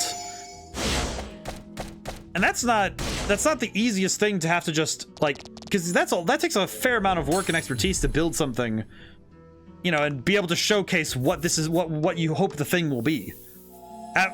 Interesting is I was studying the Tacoma Narrows Bridge in the States, because I found out about it just kind of randomly, to be honest. It was a bridge in the state of Washington that collapsed. It was built in 1938, collapsed in 1940 when it was like basically done, because it was like they had wind. It was an issue with wind where it was causing the bridge to oscillate. So the deck of the bridge, like where the cars are, and it would cause it to oscillate until it like actually just ripped itself apart on a day with 40-mile-per-hour winds. And I was using it as an example of, okay, but we look back at this now as, this is it's not building architecture, more like application data architecture for an enterprise. Oh, I see. Well, I mean, I can still see it. Architecture is still built the same though, because in a way, data architecture is still a 3D object to me. In my head, I can picture data architecture as the same way. I can actually, I can step back and take it again, because still, data architecture is built in 3D. In my head, because it's like, okay, yeah, you have information, and to me the third, there's like, it's information, and then there's the qualities of it, and then there's the time it's entered. And to me it's like, yeah, when you look at how things are organized and built together, it starts to take on different dimensions based on how many qualities that thing has. The data architecture is still insanely hard. Anything that says the word architecture afterwards is insanely complex once you get into the actual how it works. Data architecture, building architecture, a lot of it relies on the same principles of having to organize and understand what you're trying to build. You're applying similar principles, but in very different forms. But yeah, but it was a key thing of like, okay, how do you apply history to what you've, like, applying what you've learned to the present. And it's like, well, if you take something that happened in the past and then realize, okay, yeah, this event happened, you can take this and apply it to the present, because this information is still very relevant. And understanding the past is very important for understanding the present. And it's been really fun philosophically to, you know, get in that. But still, it's like, I can see that with data architecture too, that you're still, because I remember I took a class, it was data visualization. It was my last semester of college. That was one of the last classes I took. It was that one. And I remember just distinctly one of the big pieces of it for me was having to understand how you organize data and how you present that data is really important for making it legible, readable, and even just being able to organize it in the first place. It's really important that you understand how it all works, and some of that is by taking it physically, right? Because some things have a physical, you know, data can be represented physically, right? Like anything with arithmetic can be organized, like money, you know, gold. You can organize it you can organize it with like money over time, or you can organize it with where is the money coming from and being able to break it down that way. Still very cool though. Like still I'm fascinated by what you're doing. It's like that's still really cool. Like it's still really cool when I get to when it's like maybe it's like even though I jumped a little bit because I hear enterprise architecture. It's like, is enterprise the company or is enterprise architecture? Because it's the application and data architecture for an enterprise. Still sounds really cool. You know, it's like I think like when it becomes the normal, sometimes we lose. It's like because I know that happened to me a few times when I worked at a company I was doing a simulator. And for me, it became normal, you know, it became this normal for me to be working on a particular project. But when you get to when you get to see someone else's job from the outside, I feel like it gives you a perspective that it's like, oh, but this is really cool. Like, I imagine for some people, like, you know, it's like for others, you know, they look at somebody doing computer stuff, like they see data architecture, they see, you know, like, all right, how are these projects, what are these projects and how do they work? When you've seen it for a very long time, it's kind of like, well, yeah, it's how it works, duh. But it's almost just really refreshing when somebody looks at your work and says, but that sounds really cool. You know, like, because I actually had a moment where that happened to me, where I said, oh yeah, I did, this is the projects I've been doing. And they're like, that's what you do? And I'm like, yeah. And I mean, there was one guy, I was talking to a trash man, like he was one of the, you know, garbage collection. And I remember listening to him talk about it. And like, yeah, one day we found Nerf guns in one of the boxes we had to clear out from a place. And we just like spent the whole time shooting each other with it. Simulation stuff you mentioned before sounds really cool too. Yeah, it's like, but when I look at it, it's like, oh yeah, I worked on this and it was just like, oh yeah, it was mission control simulator. You know, it's like I was working on the program where this is the program that it's like, oh yeah, I'm under no NDA. It's literally like, I was not in a classified lab. I literally had nothing. I was given nothing that was secret, but it's like, it was, you know, it's for a particular plane. And I just don't give certain details because it would dox me hard, but I was working on it.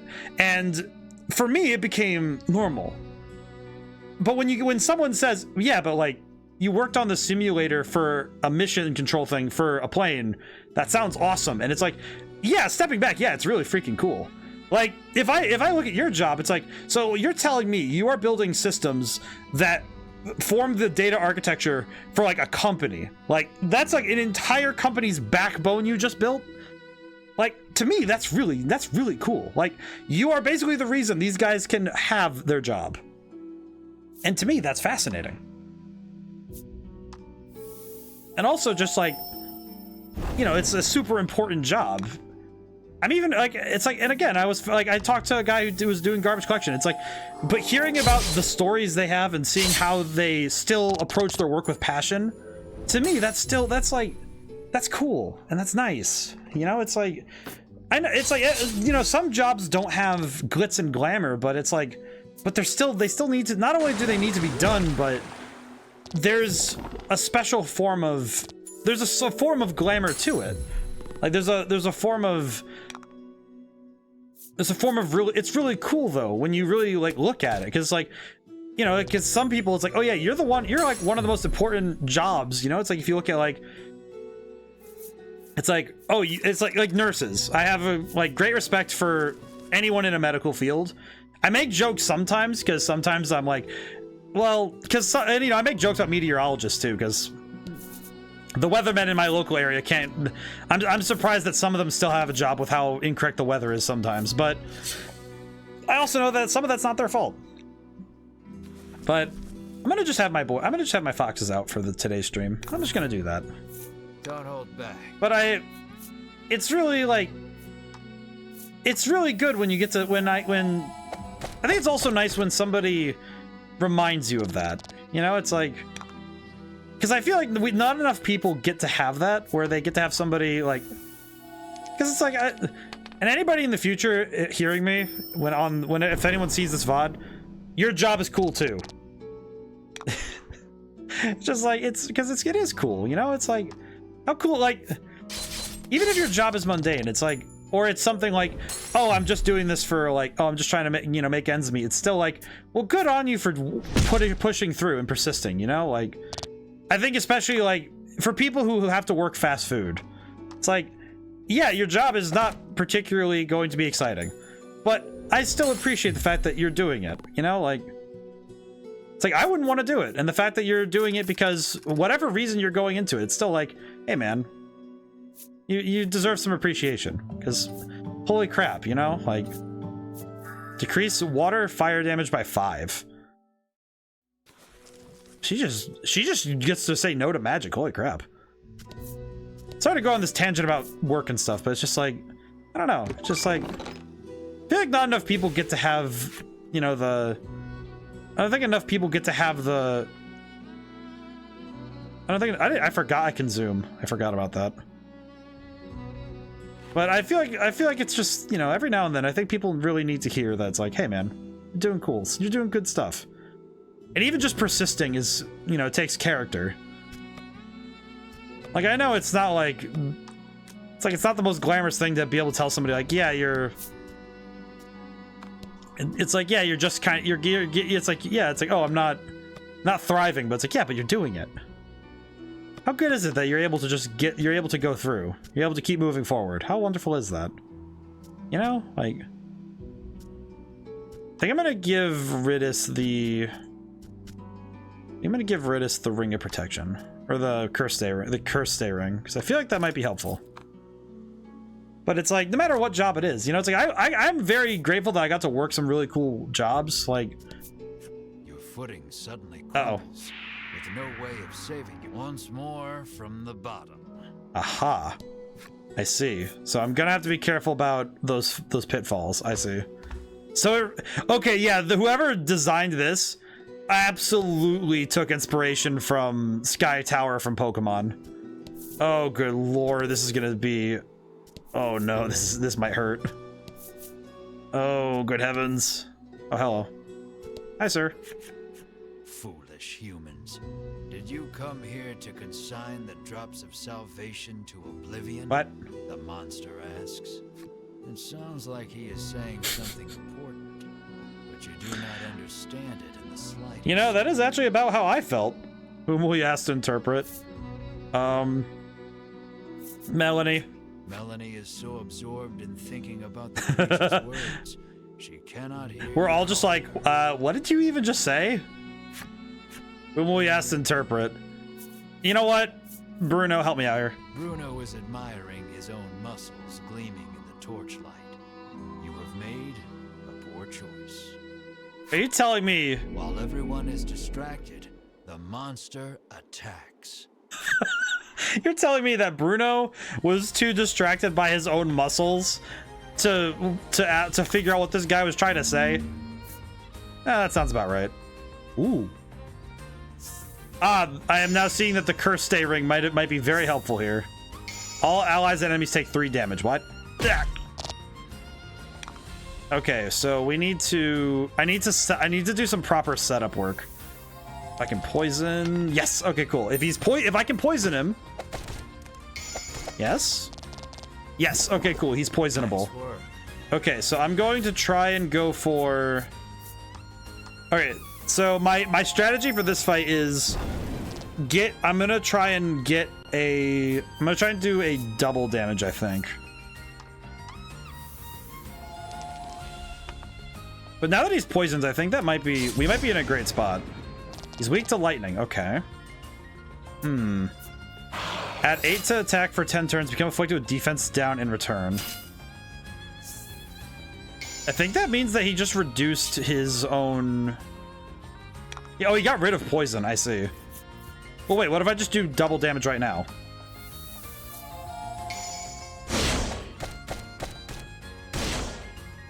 That might be a kill? It was a kill. Holy crap. It was kind of like, wait, you just put defense down on yourself. Are you sure that's a good idea? Oh, no. Poor guy. Hey, Bruno's level 12 now. And Ridis leveled up to 14. And Mar is now 14 as well. Gain immunity to freeze. It's pretty good. But yeah, I also got to work some other stuff. I worked at a local resort for a summer. I did set up for banquets and stuff. I also worked at an ice cream place out of high school, which was a bit of nepotism, but it was very fun. And more specifically, I think it was just an important job for me because it was very illuminating for me because it was, you know, I think a lot of the jobs where it's, you know, like service jobs are very helpful, I think. Because in my opinion, I think service jobs are what best teach people to appreciate when people do a service, you know? Excellent. Because there's nothing quite like working a service job that makes you really appreciate that other people will do it for you.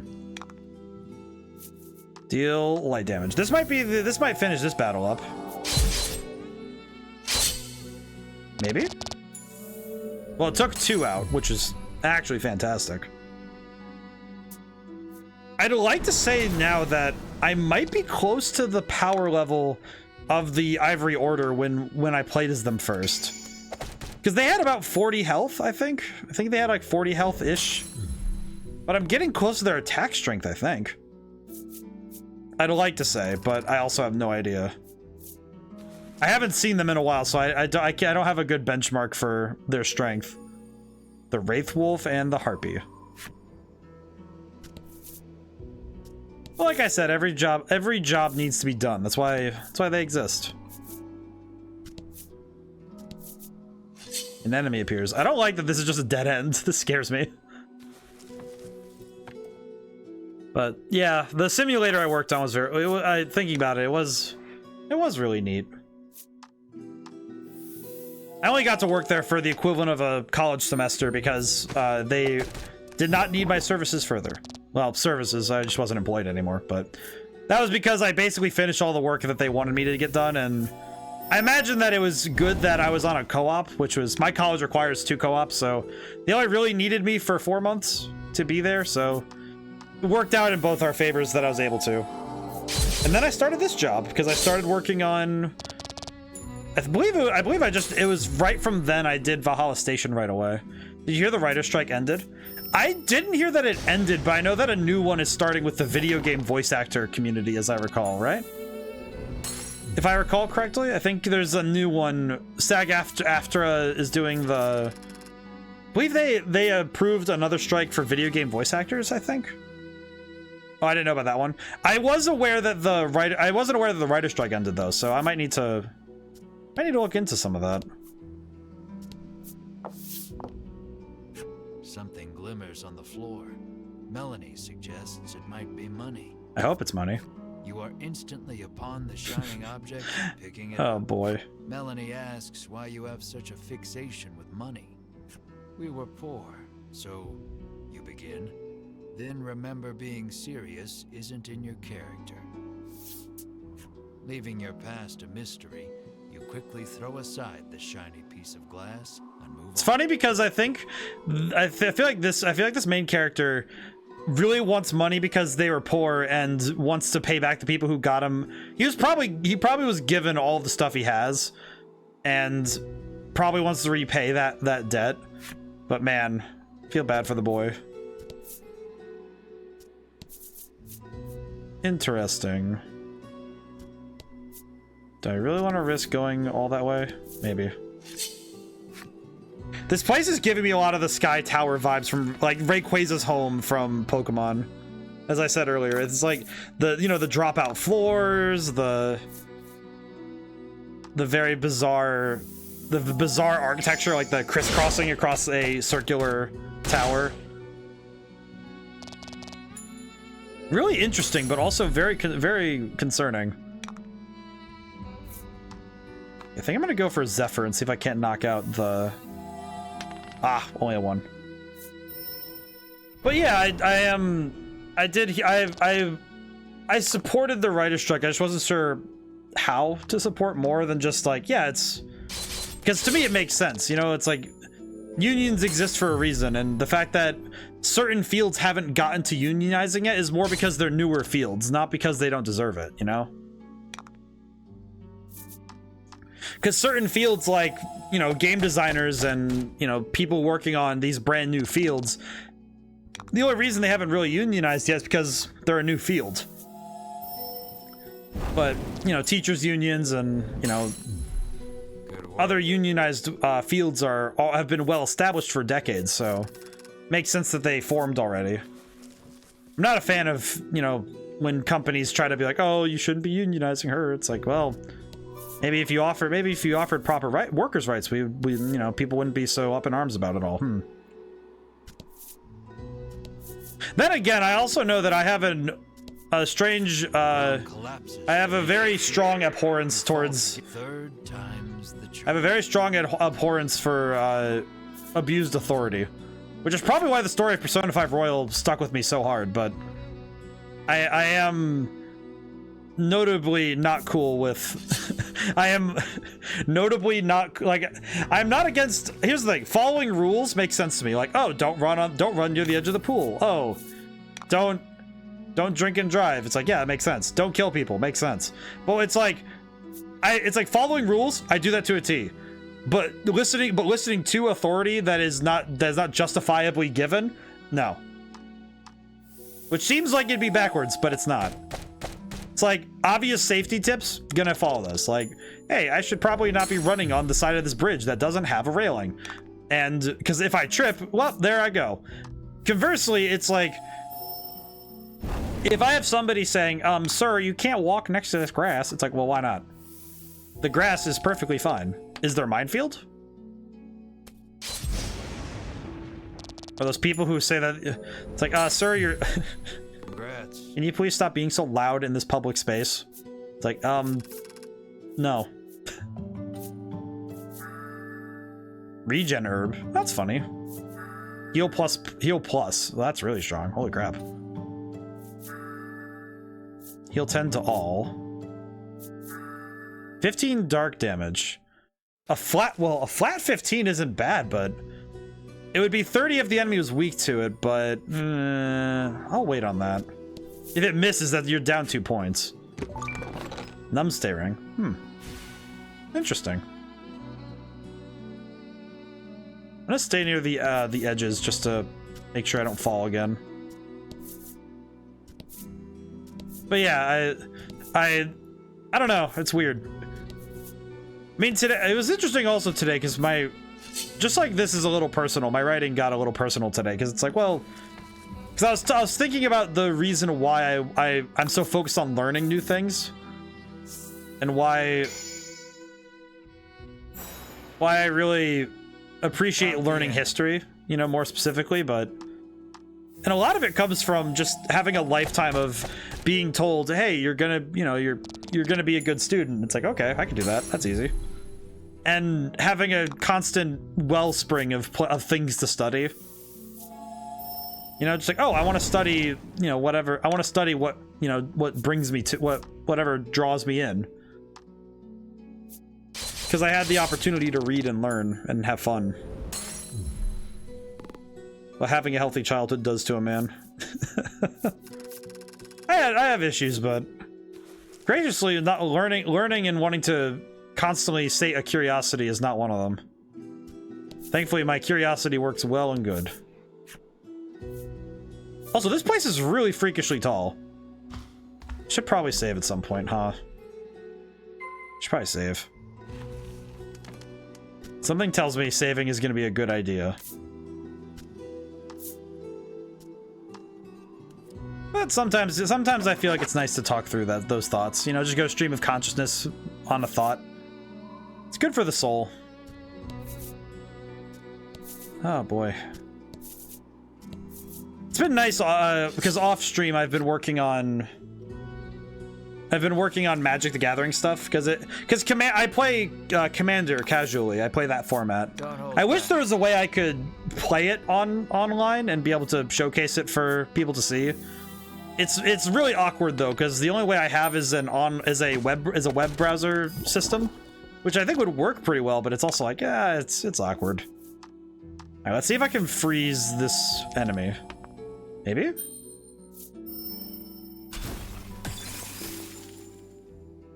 Alrighty, so that one's frozen. I might be able to get away with just hitting this one.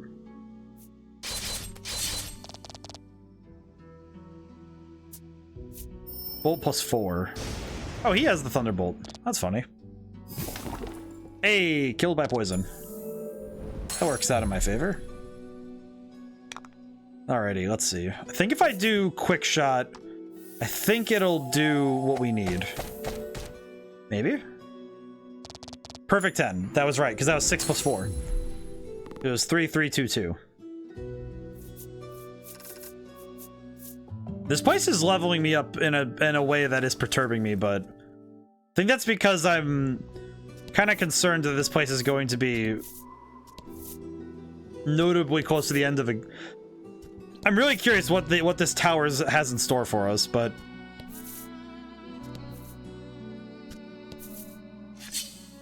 The oddly somber music also throws me a bit. Like, it's mysterious in a way that feels slightly oppressive in a way.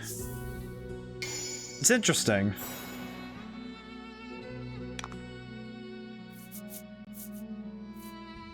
I think I can do quick shot again and see what I can do. 1. Okay. I don't have enough to freeze him. That kind of sucks. I know this enemy isn't horribly strong, but...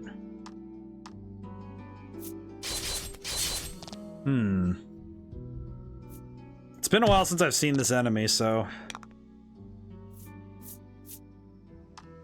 I might be able to get away with doing poison. I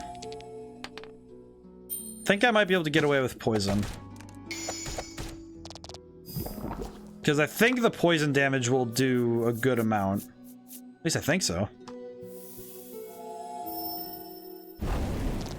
But thinking about it, I think that, you know, having a strong and well-developed mental clarity, like being able to sit back and retrospect on yourself and being able to understand why things happened and also even just for yourself, just being able to say, hey, I have self-awareness to say I know what happened and why it happened. And I think it's nice because I think it keeps the mind healthy, and I think sometimes it keeps the spirit humble. I had a bit of a humbling experience earlier today that I don't know if I'll no, I think it's a little, to me personally, I think it's just a little too sad for this. It's like I should focus on better things, you know? It's like, well. It's kind of just more of like, well. It's one of those things where it happens and it's like, well, thanks? Kind of... It's almost like a form of backhanded compliment. You know, like... Well, not really a compliment, more like just... It's almost like a sobering sort of statement. It's the way I could describe it best, I guess, but... Magical key. Use this key to open closed doors. It's simple, really. Okay. I don't know why I don't know how a magical key... It's for the dungeon, I'm sure, but... I'm curious why it's specifically magical. Multiply gold earned by victory by 2. Wait, what were you talking about? The music? Oh, yes. The music of this game, it's like it's oddly... It has this odd quality of being mysterious, but almost in a sad way. You know, like it... Like you can feel the history of the place, you know, of these, you know, old caves. It kind of reminds me a little bit of some of the music in Shadow of the Colossus, you know, in Eco, where it was, you could feel the history of the place you were standing in, right? And it almost, you could really feel the, like, it was this sort of quietly oppressive atmosphere that you couldn't ever really escape from, you know? And that's not a bad thing, because it feels like, yeah, this place used to be very... I imagine this tower used to be rather traveled, right? Like, it used to be a place that people would go to. And the fact that the music alone can tell an environmental story that the cards might not be able to carry alone is really interesting. You know, it's like this place clearly has a history that extends beyond what we see.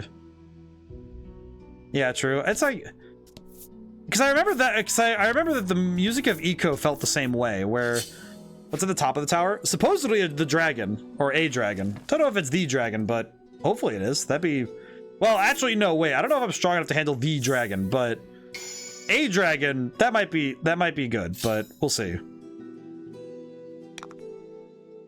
A dragon might be interesting.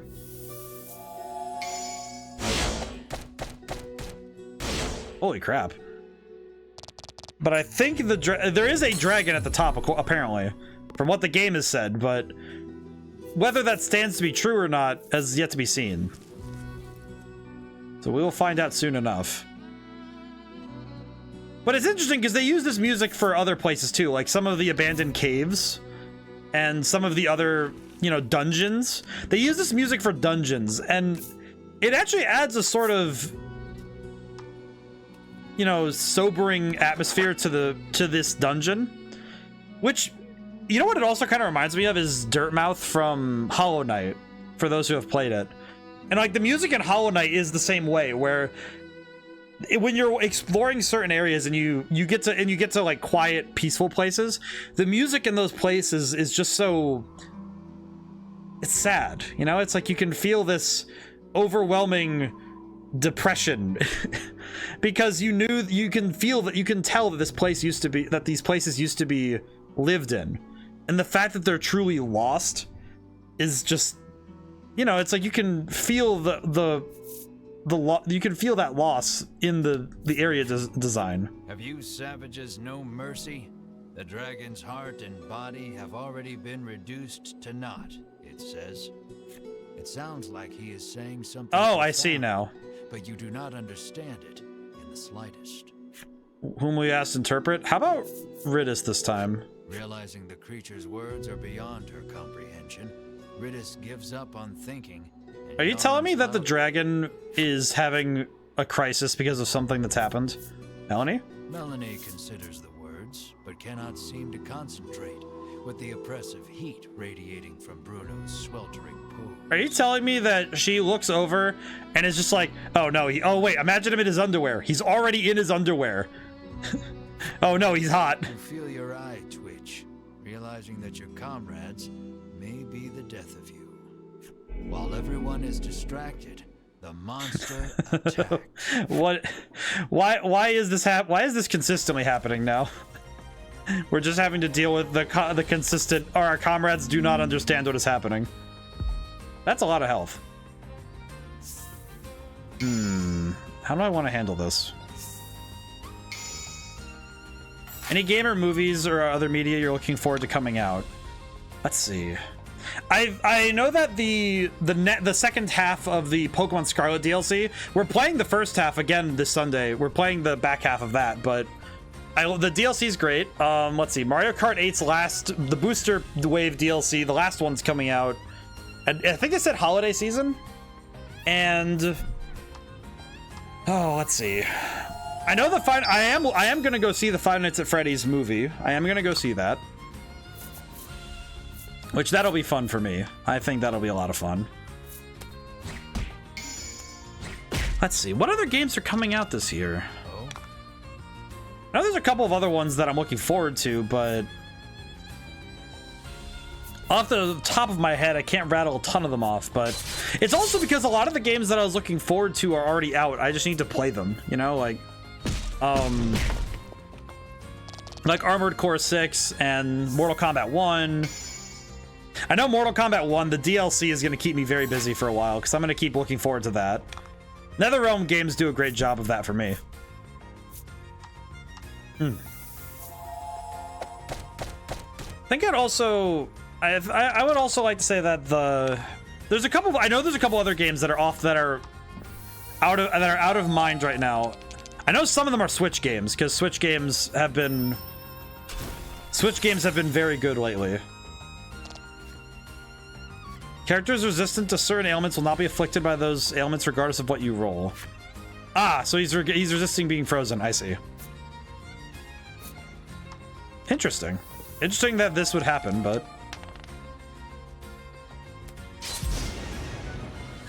We're doing good damage. I'm just worried that this guy's gonna really cook me. Ow. We'll find some good VR games. I'm sure that you'll find some good ones. If I recall, I believe that the Quest can play. If I recall accurately, I might be wrong, but I think it's compatible with Xbox apparently. I don't know. Does Xbox do? I didn't know that Xbox even. I actually didn't know if Xbox even did VR stuff. So that's news to me. I didn't really. I was unaware of that. Oh, I missed. Hopefully this will be the finishing touch. Maybe not. Maybe? Well, that's 10. Oh, he has 1 health. Really? Ah. Oh, no, Melanie. Ow. She's down. All right. Well, that's okay. He's down for sure. So I'll just have to revive her after battle. Need to heal up after this. Bruno leveled up. Ritus leveled up. Wah. I might need to bring in either Bruno or... Come on, we have to defeat that dragon. Cannot stop thinking about what those monsters are saying. Why are you so obsessed with defeating the dragon? You ask. I am very curious. It's like I'm curious what you'll find though, Julian, because there's a lot of... There are a lot of really cool VR games, and there's also games that are just compatible with VR, so you can see them from different perspectives. She explains that her mother was killed by the dragon. Ah, that makes sense. She did not say any more, but her hatred for the beast was clear in her eyes. You know, that's fair. Got the Eren Yeager approach, I guess. I'll take it. That's fair. Her health is at 1. Okay, let me... Items. I can use the Supreme Salve really quick. Just full restore that bee. Probably shouldn't have done that, but yeah, whatever. I'm fine. Okay, so I think what I'm gonna do is I think I'm gonna shuffle my party a little bit. The only downside right now is that she is getting a little cooked. Did I share a text to 3D demo in Discord? It's pretty cool. It's pretty cool. I don't believe you did. Text to 3D. I'm curious now. Let's see. How about I swap in? Yeah, let's swap in Mar, and I'm gonna put Mar in the middle. Okay, because I believe Mar's defense is very high, so that's very good. Equipment. Wait, no. Setup, equipment. Let's see if we can't boost our boy a little bit.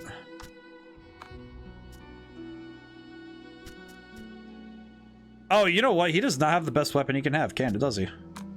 Generates 3D models from text descriptions. Interesting. That sounds fascinating. Does it use some sort of... What sort of engine? What sort of... You know what? Put that in the Discord. I'm curious now. Now I need to look into this. I'm going to need to look into this because it sounds fascinating.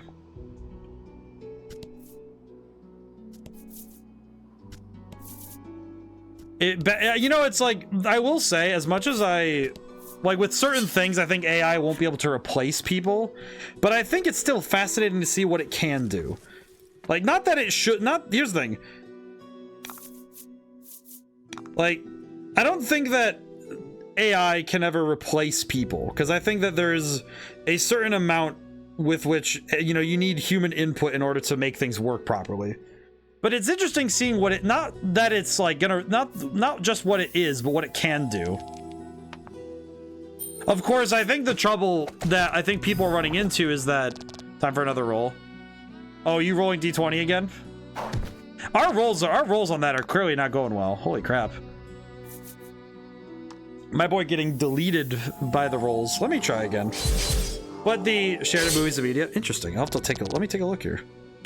But it's like, to pull the quote from roll 10. Oh, that's the best roll so far. Let me see how I do. Roll D20, roll to 13. It seems like the more we rolled, the better we did. Holy crap, though. 8, 10, 13. I feel like I only got the best roll because I was the last one. It's gradually rising. If someone rolls again, maybe we'll get something better. You know, I just realized is that Mar doesn't even have the highest defense. He's just... It's kind of sad now that I think about it. But the quote from Jurassic, I think of the quote from Jurassic Park a lot. Your scientists were so concerned with whether or not they could, they didn't think about whether or not they should. And that comes to mind a lot when I think about the ethics of AI, where it's like, I don't think AI is the problem. It's that, because the science with which we've made these things is not the problem. It's thinking about whether or not you should be using it in a certain way. Like, oh, we should be using it to replace artists. Like, no. However, using it to supplement artists would be a good idea. Like, oh, say an artist needs like a reference point. Like, oh, I'm gonna put this in, and I'm going to ask it for a reference point. That I think would be good. Like, I actually, like, you know, it's like, I think that's like a good use of it. It's like, oh, we're gonna try and conceptualize certain ideas, whereas, but I don't agree that it can do the whole job. I'm gonna let's see. I want to see Bruno again. 22-21. Speed is 5. What does he do again? Every time I look at his abilities, it confuses me.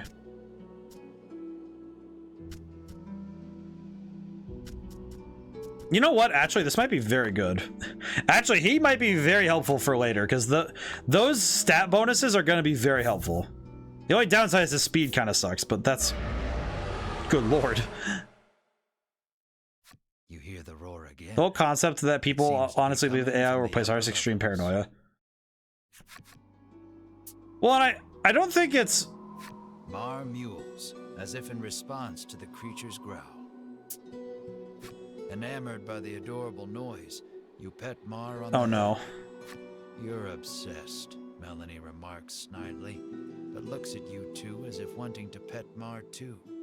It sounds like the roaring beast is close. Like, it's not fully unjustified paranoia, though, I will say. Because I do think that there are some people who would like that to happen. Because it would be less expensive, theoretically, to just have the computer pump out images rather than having people that you have to pay to do that. But the trouble is that there will always be enterprising individuals who think that can solve one problem while creating 5 more. The trouble is that they think about the utility of a thing without thinking of the ethics of the thing. Which is where I think the problem lies. At least in my opinion. Whether or not I'm right or not, it'll probably take a few years more for it to be proven, right? To be able to prove with some certainty whether or not that's the truth. I'm gonna use the attack herb and boost, and then that might be able to finish the fight. Maybe? No poison, but good damage. Very solid damage, actually. Holy crap. Yeah, that Bruno's stat boosting ability is really good. Like, yeah, it's only +3, but it's +3 for multiple turns, and he goes last, which means that the other 2 members it'll guarantee that they get to use it, which is very cool. I appreciate Bruno a lot.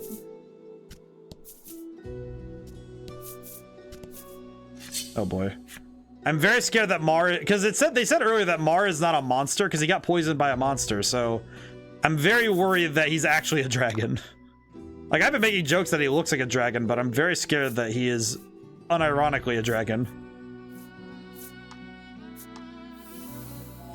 Fear. But yeah, I don't know. It's a curious topic for sure, but it's also one that I believe that I am Mar the Marvelous Dragon. They named him Marvel. They named him Marvel. In the movies of media, let me see. VX Twitter. I see. Multi-diffusion model able to generate consistently multi-view. Ooh, okay, yeah, I'm gonna need to look into that more. I'm gonna need to look into that more. That looks very cool. Let's see. Even if the big movie or game producers sign contracts saying they can't replace workers with AI, models will come out that the common person will use to generate lots of music, images, videos, games. I think the main thing that I think people forget, in my opinion, is that at the end of the day, somebody has to go through and parse it. Because you can't just, because in truth, you can't just have a system just go off and willy-nilly make things. Because it might be theoretically impressive, but there's something there, you can always tell when a robot makes something. You know, the lines are too exact. There's a certain amount of roughness that comes with the human hand that you can't simulate, right? And I think that it's like I said, I think that using it as a means to create a starting point, I think, is where it's at its best. Like, oh, we're gonna do our first draft using, like, if somebody said we're gonna do the first draft of like a song using AI, it's like, okay, then you take a look at it and it's like, okay, now we can refine this and make something out of it. And then that's where the human hand comes in and it makes something beautiful with it. With images, again, it's like if you use it to create the sketch lines, as it were, it's like, okay, I can see that being a very helpful hand, but wait, go back, wait. I just realized. Oh my god, You stumble, falling headlong down. It seems like you can return to the floor you were just on. Go back. But you are assailed with a sudden dizzy spell and feel your consciousness. You realize that you're back at the entrance of the floor. That dreadful falling feeling in the pit of your stomach. Okay. Your imagination. I'm gonna get back to where I was, to the door. Multiply XP earned, okay.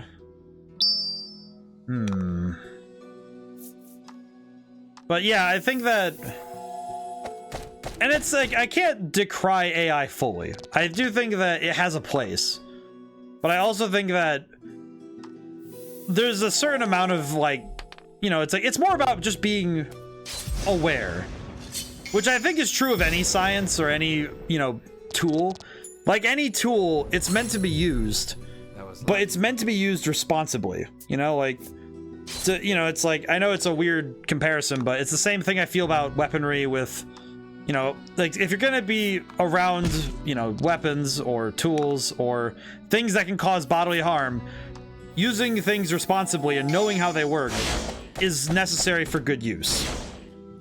And tools like that are, you know, it's like, the best thing you could do for yourself is understand the ramifications of using it. Because it's not just enough to just say, oh yeah, I have this thing and I'm going to use it as much as I can. It's like, well, be careful, you know? It's much more about understanding the ethics of it. I swear I need to like yell at people to, you know, add ethics courses to, you know, high school level. So I feel like more people in general need ethics in their life. So I think more people really need to have a better understanding of not just how to do things or what things are, but to understand why they're there, and also to understand when it's okay to do certain things. Whether or not they abide by an ethical code and a philosophical understanding of the world, that's one thing. And I think that's one thing, right? Like, it's one thing to give them the thing. It's another for them to actually apply it. Quite tightly. It appears to have a keyhole. The magical But I do think that it's important that people at least try. And turn. You hear the lock come undone with a loud clank. The dragon may be just ahead.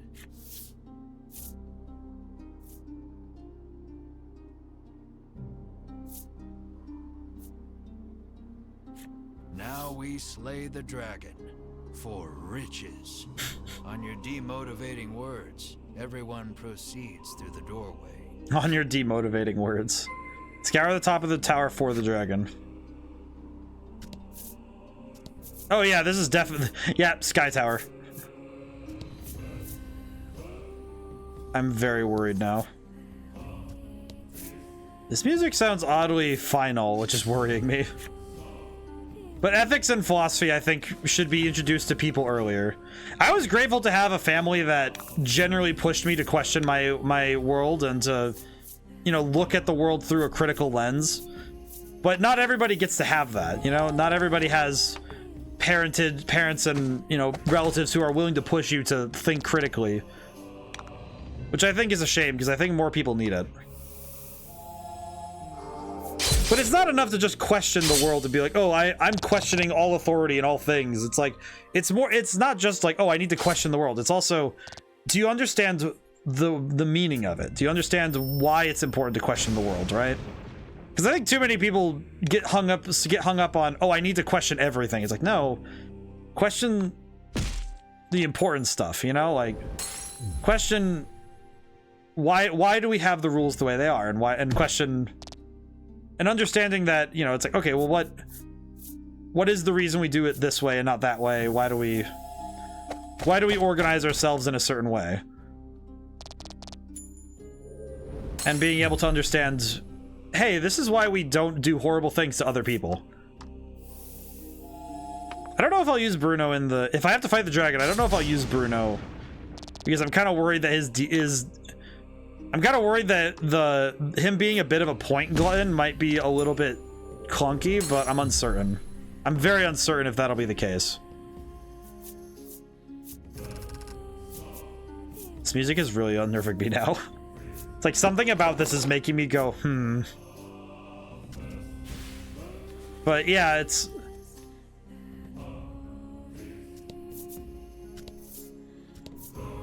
Because in my opinion, that's also why we get people who, you know, just sort of keep throwing, oh, well, we're just going to do this thing and not think about who it affects, you know, just like, oh, we're going to make this big change that gets people laid off, or we're going to really just start bodying people's workflow because, well, who cares? Because it's like, oh, well, you know, because I can do it. It's like, well, wielding power without reason is just a... You know, it's a recipe for disaster, not for growth.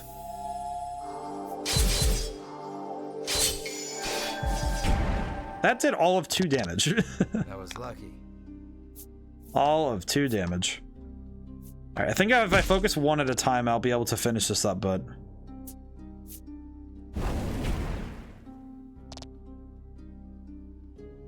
I might want to sub back in Melanie. But also, I might want to switch Ridis's skills around. So I might... Is this the dragon? It might be. I'm very curious if this is actually going to be the dragon, or if we're just going to see the dragon. I'm very curious what's about to happen. Nice work. Okay, let's hit the one that's weakest. Hopefully, we deal some real damage. Nope. Oh, that's right. Melanie would be the one who would do the damage to these guys. I just remembered that because these guys are weak to, I believe it's fire or wind.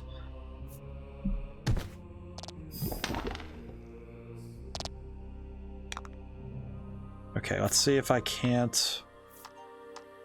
See if we can't wrap this up.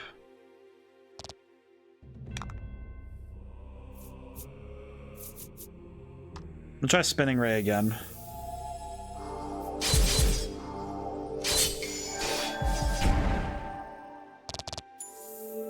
Okay, that's 1 down. Oh.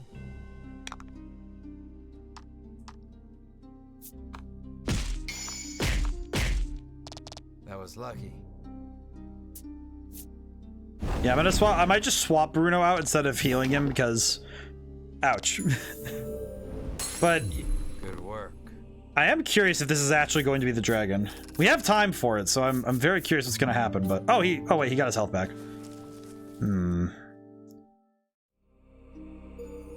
Filled and got Fearox. Okay, let's see.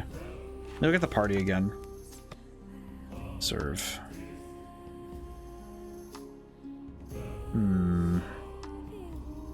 Yeah, I think I am gonna swap back in Let me swap back in Melanie and then skills, because I need to swap in some things. You know what I could do is use charge spell instead of her base attack, because that'll even though it won't do damage, it'll generate more gems, which means that I could probably use... I think I'm going to swap out, because I don't think I'm going to be able to use freeze very well on the dragon. I could swap it out for... I think I'm going to swap it for darkness, because that's 15 base damage, which might be really good. So that's because I just realized, because I saw an attack earlier that said 15 damage, and 15 damage is 15 damage. It does not... It kind of bypasses defense, which would be really good against a boss fight. So that's just a flat 15 damage to everybody. Okay, and I think what I'm going to do is swap... I think for this one, I'll swap Poison Arrow for Eulogy.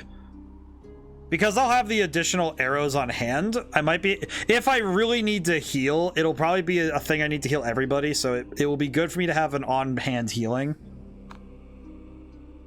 And based on speed, as I recall, Ritus will get to go first, so I might be able to get away with using...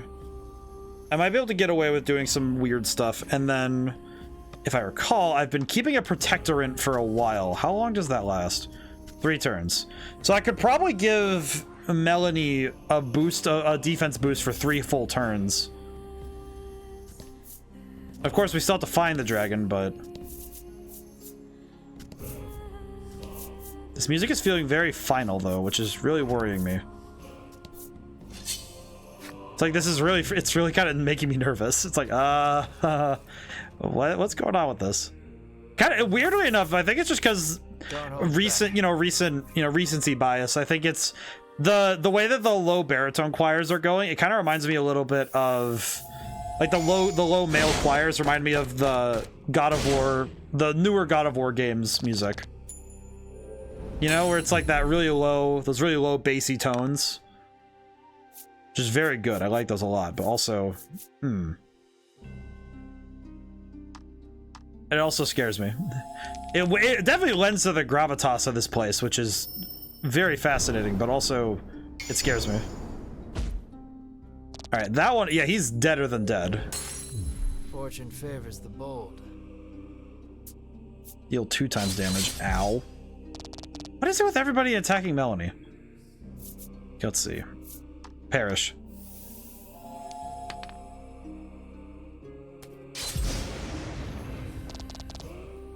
Probably just attack and we'll be good.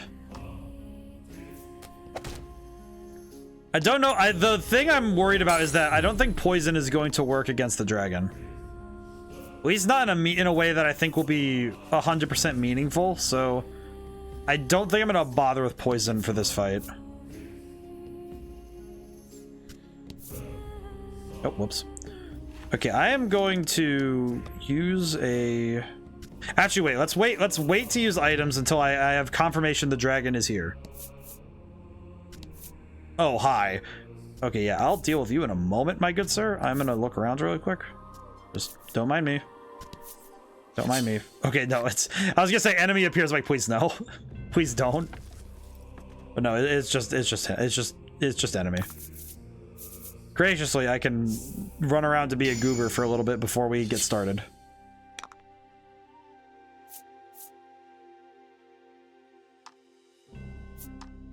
I can be a goofy goober while I'm here. It's fine.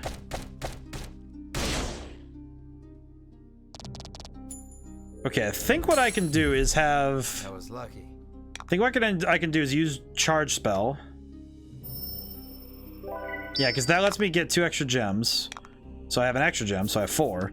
Use spinning ray to do a lot of damage. With a critical. Which almost killed. And I think what I can do is... Yep. Is I'll use Eulogy to recoup my losses. And regain most of my health. You can critically heal? That's actually really cool. I didn't know that. All right, let me test my theory. It does a flat 15, correct?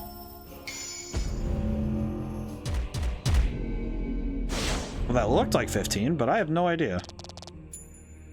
I genuinely have no idea what I just did. Nice work. But I'll presume that it did the right damage, so...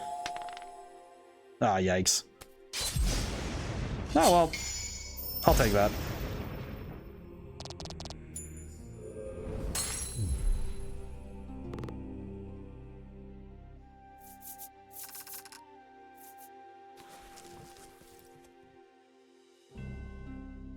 God, that dragon looks so sick.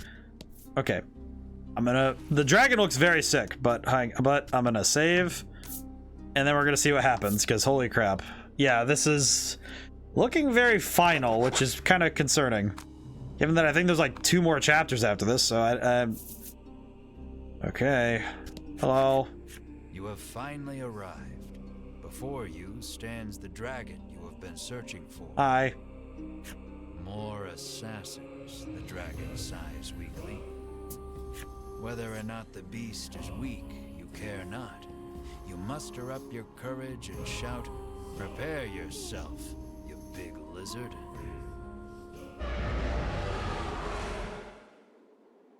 But the dragon's roar sends your bravery flying with the wind. Well, that makes sense, yeah. Your legs tremble in fear. But no matter how scared you are, the dragon will not wait. It's kill or be killed, I suppose. Well, yeah, I guess so, but man. Oh, God.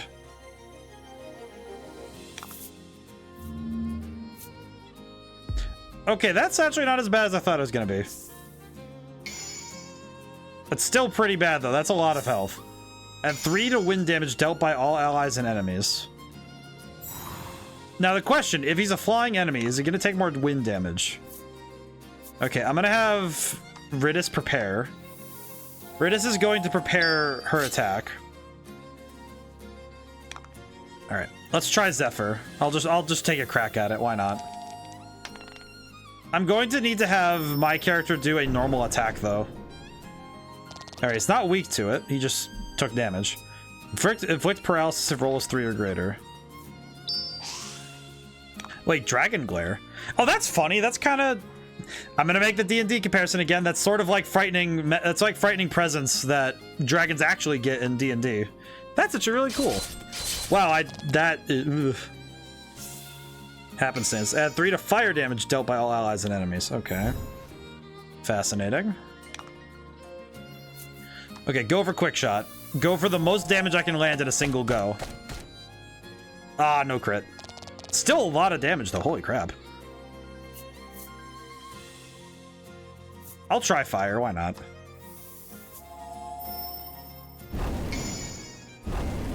That's pretty solid damage. It only did as much for a critical, but... Add defense down on all enemies if rolls 4 or greater. Ooh. Oh, man. That's going to be rough if I get hit. Uh-oh. That is going to suck in a moment. The moment he gets a move, that's going to do a lot of damage. Oh, that's right. I lost my attack up. Oh, no.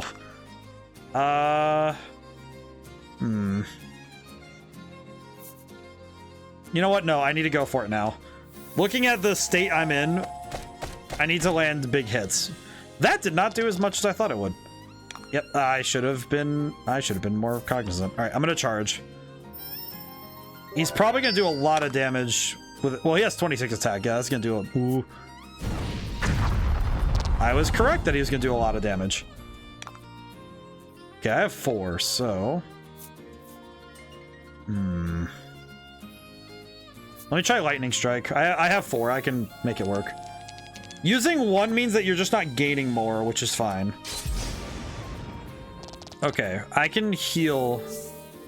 I can heal very quickly using Ridis.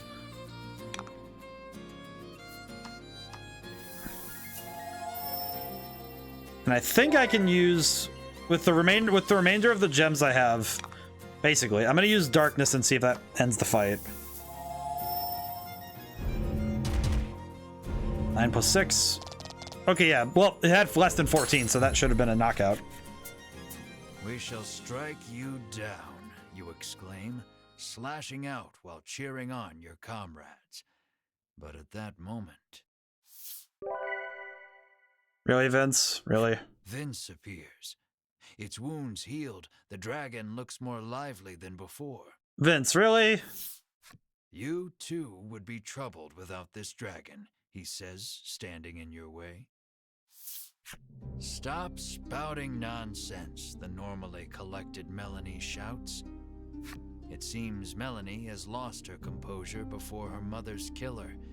She unleashes a fireball imbued with her hatred.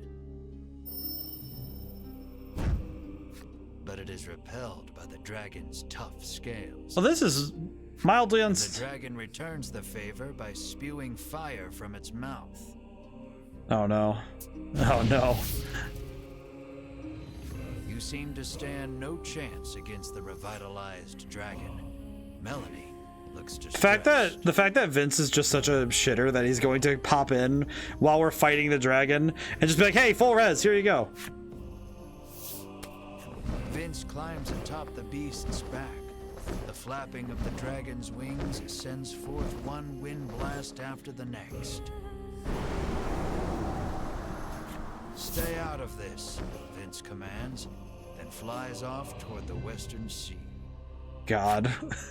What a shitter. In my head, just like, what a shitter. Just like, yep, just gonna see you later, nerds, and just takes off. That said, riding a dragon is pretty dope, though. Decreases fire damage by 5.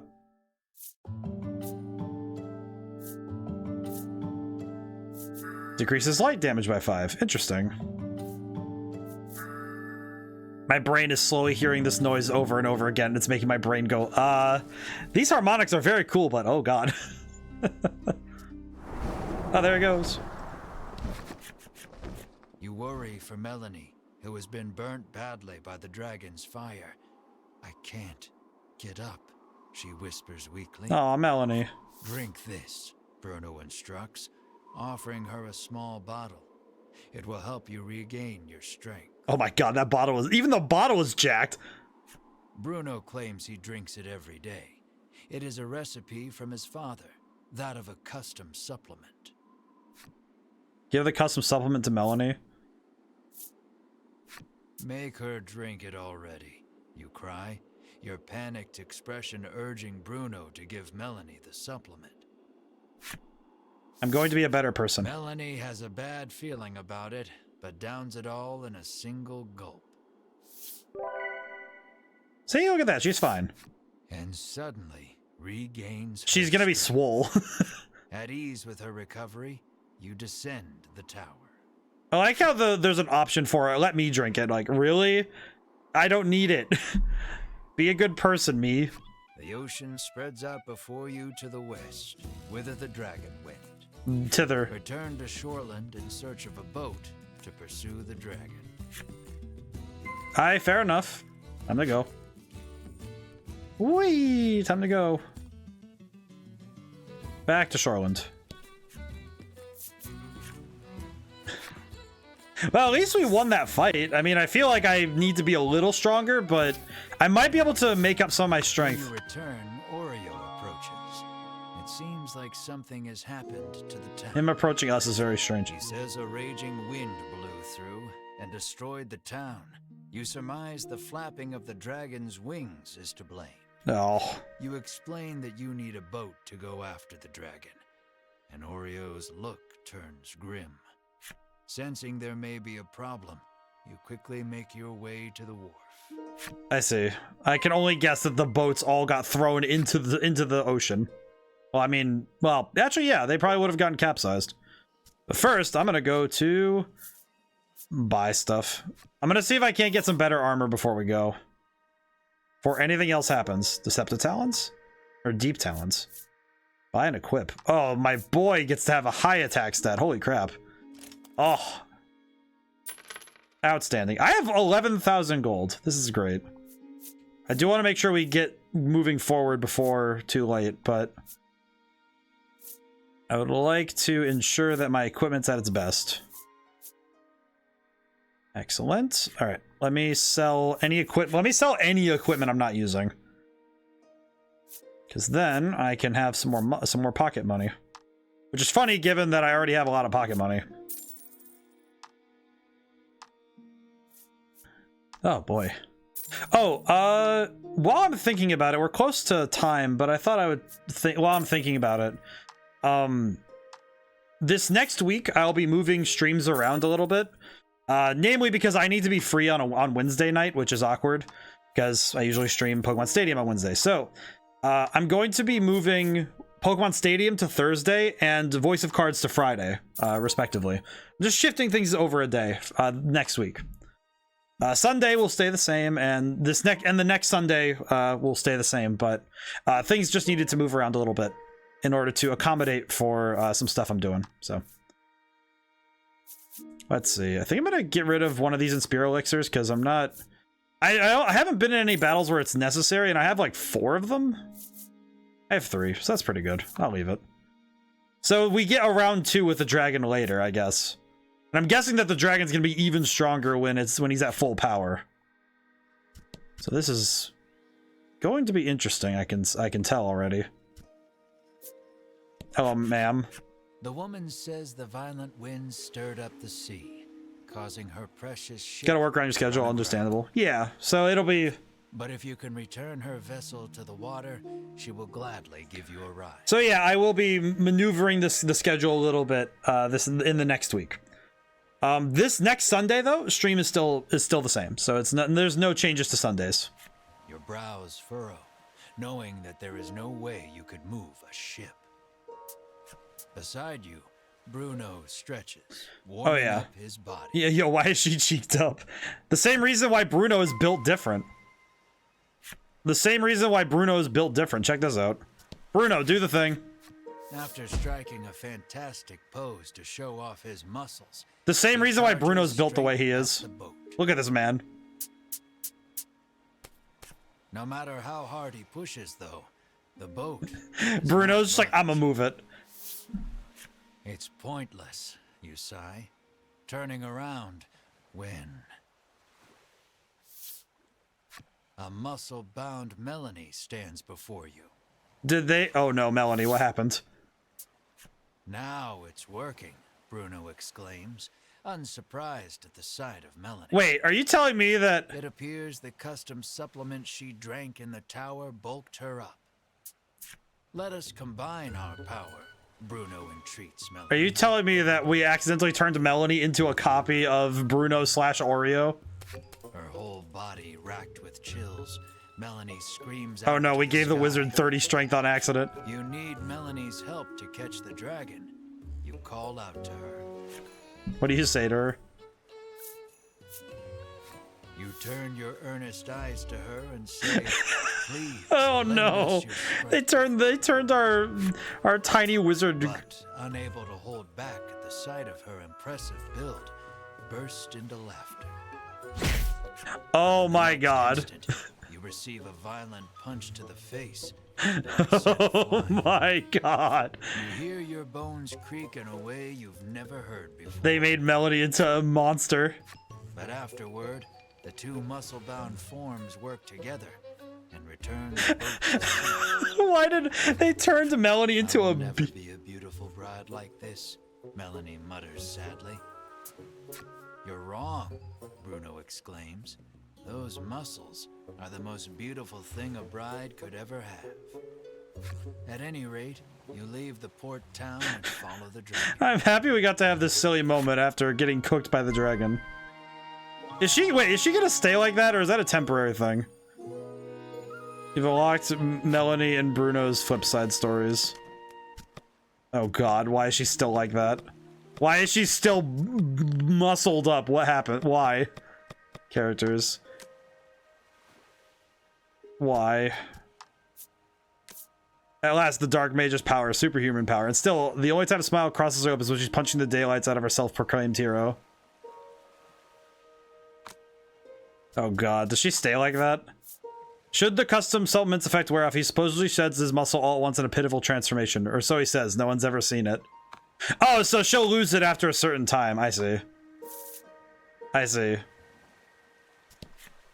In exchange for returning her boat to the sea, she says Does she will everybody give you in a this ride. town eat the custom supplement? Gaze settles on Melanie.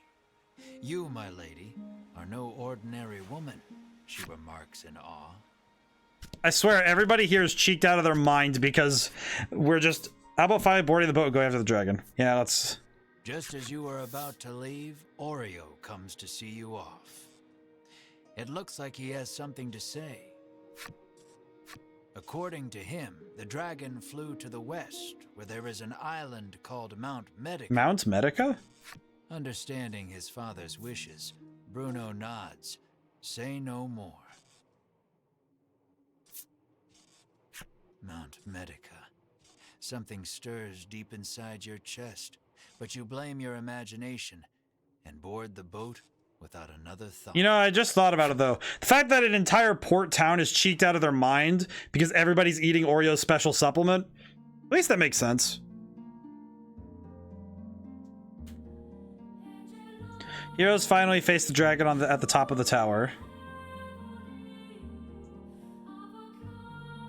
Mid-battle, the one-eyed man arrived to fly away with the dragon, eating cake to gain cake, leaving only a muscled mage in their wake. The heroes board a ship to trail the dragon, conquering the ocean. That is very good looking, though. Their voyage is aimless till roar pierces the dawn, their vessel rocking in the sea breeze. The would-be heroes hang out over the deck, their eyes fixated upward. The ominous silhouette of an island looms ahead.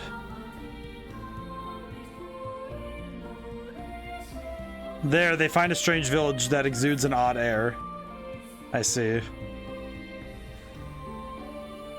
Isle 6, Chapter 6, Isle of Blight. Interesting. So is Melanie actually going to stay? Voice of cards, the Isle of Blight. Ah, so the Isle of Bliss is actually the Isle of Blight, I see. Interesting. So Mount Medica is... Wasn't that so much fun? Ritis can hardly contain her excitement as she seeks a similar reaction from Melanie. Sure, Melanie croaks, her face a sickly shade of green.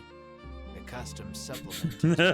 the supplement will, Ritis turns to you and Ow, I kicked the thing. Ow. Wasn't that just the greatest? Oh my god, I'm dead. You, however, are a bit worn out, as your mid-voyage teasing of Melanie prompted her to ring you like a rat. Makes sense. Your first order of business should be a sweep of the island to ascertain the dragon's whereabouts.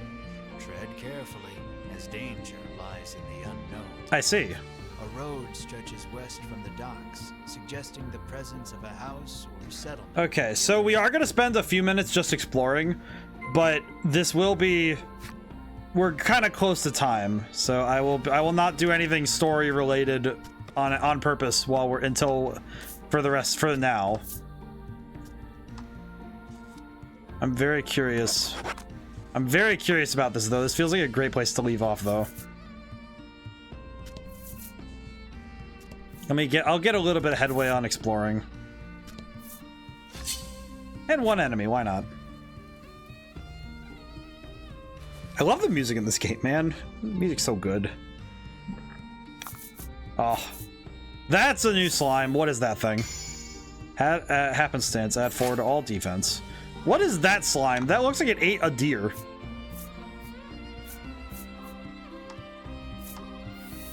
Oh, good lord. The enemies here are really cooking.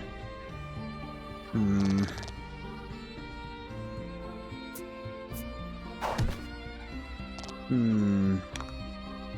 think if I charge spell and do... I think if I charge spell and then do light and do spinning ray, I might be able to do a lot of damage. At least with the defense to attack deficit, I should be able to do a fair bit. Oh yeah, that was pretty good. That was a good amount. Ow.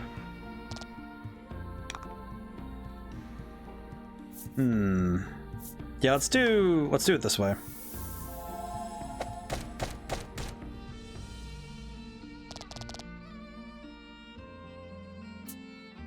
Like deadly poison if 4 or greater. Ugh. Ow. Deadly poison is 2 to 12 at fixed intervals. I see. I am going to light that dude on fire.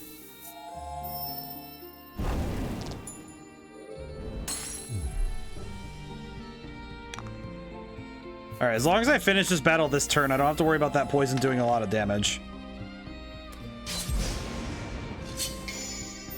Might need to consider swapping around my moves again, but it's fine. Congrats. Alrighty. I think since this battle has been concluded, I think I'll wrap up for now. I'm gonna put myself back at the dock so I can remember where I was last. Alrighty. Save. Alrighty. Game saved. Excellent. So, thank you all for coming by. Thank you to everyone who came by to get to stay to the end. I'm personally really enjoying this game. I think the story's really fun. It's got some goofiness to it, but I think that just endears me to these characters more because I think that the characters are really strong. And also, it's odd because it feels a lot like, it almost feels like this weird hybrid of a choose your own adventure book. You know, one of those ones where you choose your options every time you get to a certain point, and a traditional dungeon crawling sort of RPG. And I really appreciate that. And this has been it's really nice for me, you know, it's been a really fun time. So yeah, I talked about the schedule stuff earlier. This Sunday we're doing the back half of the Pokemon Scarlet, the Teal Mask DLC. So look forward to that. That'll be fun. Yeah. Think that's about it, housekeeping wise. Hopefully I'll have some news about the next project I'm doing coming out soon, but we'll see. Now I'm gonna see if there is there is somebody I can go raid that I do know very well. I think what we'll do is go raid my friend T, or Alex, however we wish to refer. But now whenever I see you guys next, goodbye for now and thank you.